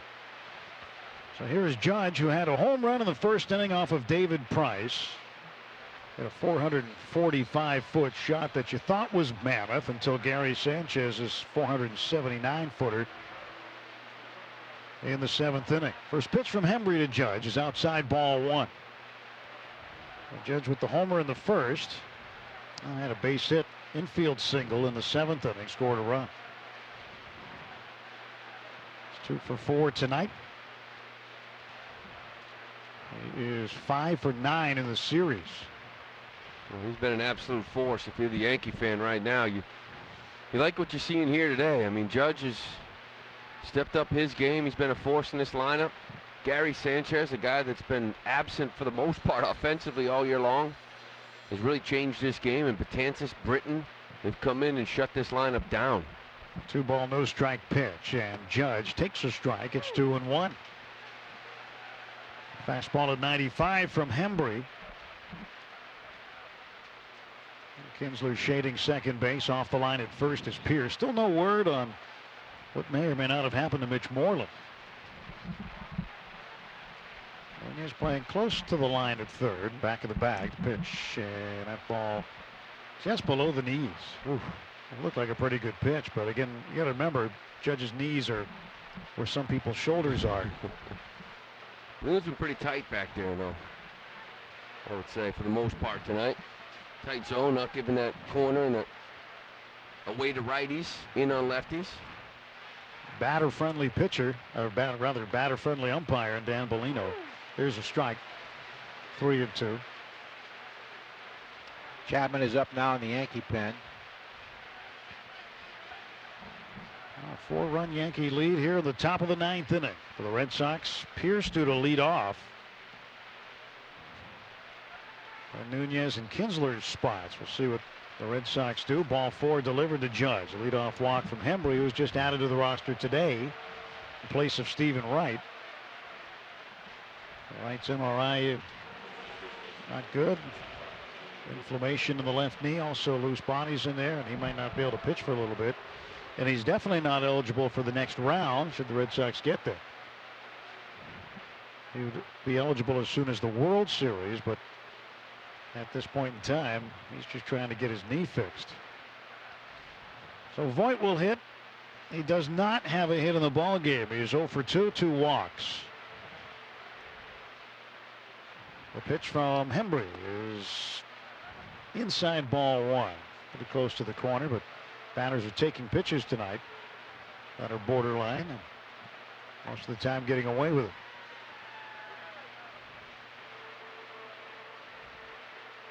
Home run for Aaron Judge, 2 home runs for Gary Sanchez tonight.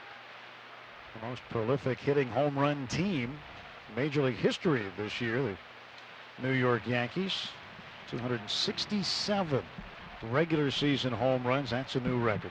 Well, you got to keep him in the ballpark. Well, your solo shot last night, you had a 2-run lead. Didn't hurt you, but still in the 9th. Now you got to go to Yankee Stadium where they're comfortable, but when you go down there, you're going to have to keep them in this ballpark and make him manufacture runs. You're going to have to pitch those right-handed hitters in there, wouldn't you? In Yankee Stadium with a short porch and right, pitch them away. They spit them over the fence. Pop flies. That's what makes this lineup so dangerous. You know, years ago, they'd bring these lefties in. They would stack their lineup with lefties in that short porch. Now they got all these power righties where it doesn't matter. They hit their powers right center. It makes it even more difficult to pitch at that stadium. 3-0 pitch as Voit waits for it. And he swings 3-0 and pops it back foul and out of play. Second straight time he swung at 3-0.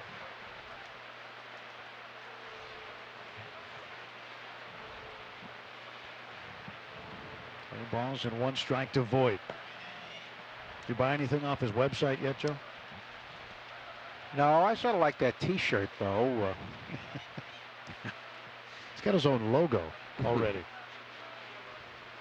I could see Lou with one with the interlocking L and the M. Yeah. For Lou Merloni. Yeah. You know. There's ball 4, and down to first goes Voit. Heater is having a tough time out there. Hembree has walked the first 2. And Walker will run here for Voit. So Walker does indeed enter for Voit, but just not as a hitter, as a pinch runner. First and second and nobody out. Daniel Levangie, the entire Red Sox infield meeting around the hill. As they've got a big hill to climb in the 9th. Stanton up, 2 on and nobody out. Well, pretty much you got Barnes and Kimbrel out there. Maybe stay away from him because nobody's up in this bullpen. This is Hembree's inning.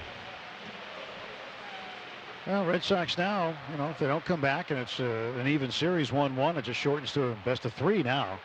You gotta get back here at Fenway Park. That means you have to win 1 at Yankee Stadium. I prefer to win 2, but if you win 1, you get a game 5 here.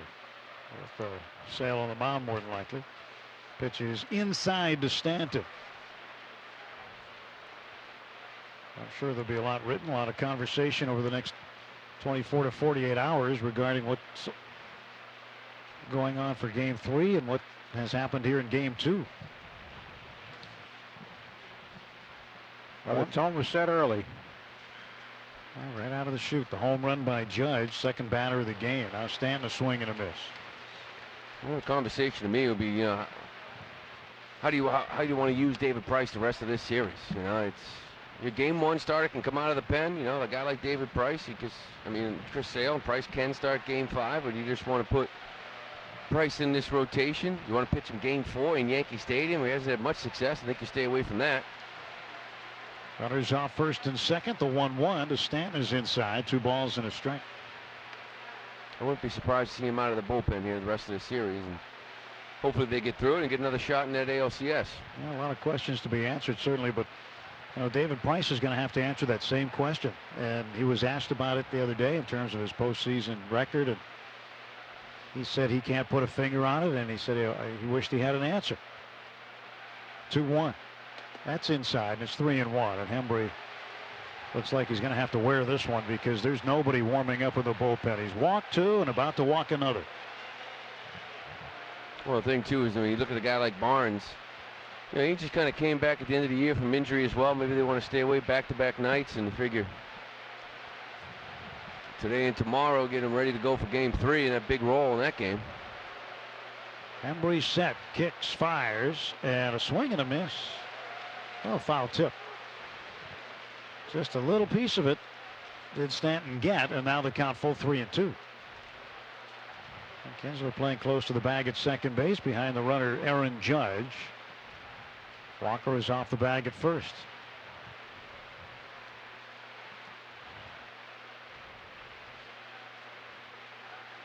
Three ball, two strike pitch from Hembree. Swung on, fouled back. We worked 2 innings only 3 times this year.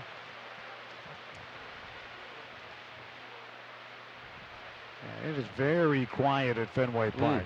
I mean, right now it does not have the atmosphere of a postseason game, at least from the home fans. The crowd usually gets going based on the offense. Right. You know, that gets a home crowd going, and been a little offense tonight. 3-2, swing and a chopper to third. Nunez grabs it, steps on the bag. He'll throw across the diamond. Stretch, and Pierce holds the bag. That's a double play. 5 unassisted to 3. 2 men out and a runner at second. And Stanton's series has not been very good. He's responsible for 2 outs right there.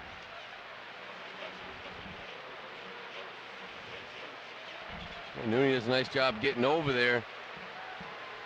Making the first baseman work here tonight. No question about it. He's made a couple nice plays, just that when he came up and throwing, he's not very accurate with his throws right now. Pierce does a great job holding on to that bag. Gary Sanchez has been a little too comfortable at Fenway Park. 20 games here, he has 10 home runs. Hembree ready to pitch to Sanchez. 2 homers tonight. Check swing at a ball in the dirt. They want an appeal, and Mike Winters, the first base umpire, rings up a strike. And Gary Sanchez throws his hands up in the air. Now he's shaking his head back and forth. Pretty pronounced head shake of disagreement. For strike 1, yeah. Well, Mike will be behind the dish in game 3, so they can have a nice little conversation about it. I'm sure Mr. Winters will remember. Umpires have long memories generally. Oh, God, do they? You'd hope they wouldn't. Human nature kind of takes over sometimes, but you hope they wouldn't. There's the 0-1 now from Hembree to Sanchez, and he swings and misses at a ball in the dirt. I remember the old days when you just had American League and National League umpires. They didn't cross over like they do today. Yeah. And so, you know, fewer teams back then too, pre-expansion. You saw these same umpires over and over again, and there was always talk of grudges and there's also back like that in the day too, where like you almost had a book on an umpire. Yeah. You know, you knew he'd give you the outer half, you knew he'd give up, you knew he'd give down, and now with StatCast or whatever and all the video, it's that they're trying to keep it pretty universal. It's a good thing, but it doesn't mean it's always accurate. 0-2 to Gary Sanchez. Hembree's pitch to him is high, and it's 1-2. 6-man umpiring crews now here in the postseason. Mike Winters for game 3 will be behind the plate. Angel Hernandez in game 4 if necessary. And Field and Culberth in game 5. 1-2 delivery. That's up high. And Vasquez had to jump up out of his crouch in order to make that grab. Sanchez 186 during the regular season. In the late innings in 2018, 7th inning on, hit it just 165. But every once in a while, he just pops one. And he did it twice tonight, becoming just the 2nd Yankee catcher ever with a multi-home run game in the postseason. Yogi Berra, Game 7 of the World Series in 1956. The other is a line shot to left field right at the chest of Andrew Benintendi, and Gary Sanchez is out. No runs, no hits, 1 left. Last wraps for the Red Sox. They'll face Aroldis Chapman down 4. Working furnace. If you have a furnace that's decades old, you're the perfect candidate to enter their free furnace giveaway. Rodenizer is giving away a brand new energy-efficient gas furnace to the oldest entry submitted. All entries will receive a voucher for up to $500 off a new system and a free seasonal furnace clean and check. It's free to enter. All you need to do is visit Rodenizer.com. The offer expires November 30th, so visit Rodenhiser.com now. Ordway, Merloni, and Fourier. Weekdays 2 to 6 on 93.7 WEEI. Bottom of the ninth inning. Last chance for the Red Sox here in Game 2. Aroldis Chapman comes on to face Steve Pearce. Eduardo Nunez is on deck, and then Ian Kinsler expected to follow. We'll see if there's a hitter there. Probably not. A right-handed bat who's already doubled tonight, so those look like they'll be the three hitters against Aroldis Chapman. Chapman has a career earned run average against the Red Sox of 8.59. Red Sox have gotten to him in the past. Down 4, need a rally. If not tonight, single run in the 4th inning with a home run by Xander Bogaerts, and then another run in the 7th. And Moreland had a base hit and scored on a double by Kinsler. Well, the first pitch from the left-hander Chapman, and it's on the outside edge for a strike. 0-1. Aroldis Chapman, former Cincinnati Red, Chicago Cub. He was a mercenary with the Cubs, a hired hand. And really, many argued that he was overused in the World Series, and it almost cost the Cubs in 2016, but they managed to win anyway. Pitch outside to Pearce. Yeah, a nice move by Cashman, actually. Selling off Chapman in the year with the Yankees weren't competing. They ended up picking up Gleyber Torres in that deal, and then the offseason they brought Chapman back, and like a 2-for-1. Well, it certainly was when you think about getting Torres in return. And Chapman 3-0 with a 2.45 ERA this year. This is his 56th appearance. It's not a save situation with a 4-run lead, but Aaron Boone wants Chapman to close this one out. 2 balls and a strike to Steve Pearce. Pearce at 305 against lefties in the regular season. Chapman's 2-1. That's outside. It's 3-1. Oh, this is what we've seen from Aroldis Chapman a lot against the Boston Red Sox, especially in this ballpark. A little wild, a little all over the place. Couple of walks, couple of hits, and they've gotten to him in the past. 3-1. Now the pitch to Pearce. And it's outside, ball 4, and the Red Sox with a base runner. And Fenway's coming alive again. 30 walks and 51 in the 3rd innings this year. That's pretty high total, especially for a closer. You know, when Chapman was with the Cincinnati Reds, he was probably at his peak. I mean, he was generally 102, 103 miles an hour on most nights. And it was primarily fastball, occasionally a slider. And as he's gotten older, we're starting to see the slider much more, and more walks and fewer triple-digit fastballs. Look at the slider Mookie hit out for a 3-run homer in the Bronx on clinching night. Pitch to Nunez, and that's taken knee-high for a strike. 97. But it used to be when Chapman entered out of his lair in the outfield, the bullpen, it was game over more often than not. Yeah. But it's more of an adventure these days. 0-1 pitch. That's on the outside corner. That's a pitch pitchers weren't getting all night. And he gets strike 2 there. Fastball borderline. There's a big difference from Chapman. He's 96, 97 right now. He used to be up consistently over 100. But got a bad knee. Yeah, now he's got to locate. 0-2 pitch to Nunez. He swings and fouls it off. As he got a piece of that slider that was down and in. Look at locate like most pitchers do, you know, but when he's throwing 103, 102, it was just coming at you. Actually saw him register 106 in a game on the Great American Ballpark scoreboard in Cincinnati, and then it was to Andrew McCutchen, actually. And he's hit McCutchen before with 100-mile-an-hour pitches. This ball's belted down the left field side. Now they're teammates. But I remember at the time Jeff Bannister, recently fired Rangers manager, was the bench coach in Pittsburgh, and I said, "You ever see 106 before?" He goes, "Nope," and I still haven't. Yeah. The gun was a little hot in Cincinnati, especially when he was in the game. 0-2. The pitch. And Nunez takes strike 3. And he doesn't agree, but that pitch looked like it caught some plate on the outer half. So Nunez goes 0 for 3 tonight. And Ian Kinsler coming up. Kind of a nice story today. I don't know if you saw it or not, but the folks at ESPN did a great feature on Red Sox head groundskeeper Dave Meller and his dog Drago. And Ian Kinsler was involved in it. Ian Kinsler actually adopted one of Drago's puppies recently, the service dog that you see at Fenway Park all the time. So he's connected to the groundskeeper here for a long time now. Pitch outside to Kinsler.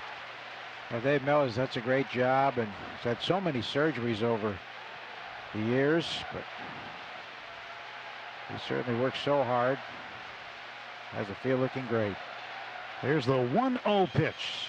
And Kinsler rips the ball toward the middle. This could be it. Gregorius the second one on to first, and we go to New York even at 1. Game 2 goes to the Yankees. 6-2 the final here at Fenway Park. As right out of the chute, Aaron Judge's first inning home run set the tone. Gary Sanchez with one in the second inning off of David Price. And Price will suffer another postseason loss. He'll go to 2-9 overall as far as his postseason record is concerned. Meanwhile, Masahiro Tanaka qualified for the win tonight. He's now 3-2 with an ERA of 1.5 in his career in the postseason. So even at a game apiece, heading back to the Bronx a day off tomorrow after overnight travel tonight, and then Monday night it'll be Luis Severino pitching for the Yankees against either Rick Porcello or Nathan Eovaldi. We'll get some word on that. Neither pitch tonight, so chances are it's going to be Porcello, but we'll find out for sure once the game is over. Red Sox lose a tough one here tonight, and the series is even at a game apiece. Let's go back to Ken. All right, Tim, thanks very much. Welcome into Red Sox postgame here on the WEEI Red Sox Radio Network at Yankee Stadium. The Sox were 3-6 this year in the regular season. They're 4-6 there all time in the postseason, and of course, winning games 6 and 7 there in 2004 to complete that magic. They'll need to win at least one in the Bronx early this week. Game 3 on Monday and Game 4 Tuesday, as Tim mentioned. The series all square at 1. And it will be up to Rick Porcello or Nathan Eovaldi to come up with a clutch start. Not so for David Price tonight. Failed to deliver one in Game 2 at Fenway. Price exiting after just 1 2/3. Those playoff woes and Yankee woes continue. And the Sox offense unable to come up with much against those Yankees pitchers, Tanaka, Betances, Britton, and Chapman on the night. So for the Red Sox, just the 2 runs. And the Yankees snap a 5-game playoff losing skid to Boston, dating back in the postseason to 2004. Coming up, we'll get you the full totals, the recaps, some final thoughts from the guys. It's all ahead here on the Red Sox postgame show across the WEEI Red Sox Radio Network. Selecting the right supply company is the key to any building or renovation project, and Dartmouth Building Supply is the right choice. Dartmouth Building Supply has created a system to ensure your project's success. From the newly remodeled showroom to their Anderson window specialist, you'll find the process easy. DBS offers a custom engineering and estimation service to manage your project to spec. And DBS features Anderson Windows, the most trusted name among builders and remodelers. Make the right choice. DartmouthBuildingSupply.com. Old Dominion Freight Line is proud to partner with Major League Baseball as its official freight carrier. Just like players who put together winning performances for their fans, the people of OD put together winning performances for their customers, shipping freight with a claims ratio and on-time record that are among the best in the industry. Old Dominion and its over 20,000 employees love baseball and are excited to be the official freight partner of WEEI and the Boston Red Sox. Major League Baseball trademarks used with permission. After a tough day at work or when you finish a good workout, you want to get cleaned up right. That's why you want to have a bottle of Irish Spring Body Wash handy, especially their Irish Spring Signature for men. And there's a whole lineup of Irish Spring body washes from hydrating to 3-in-1 with mint extract, which is perfect for body, face, and hair. You can depend on Irish Spring Body Wash, especially the Signature for Men line, as your cleanup hitter. See more at irishspring.com. Why Snack Stadium Nacho Flavored Bravos will knock your taste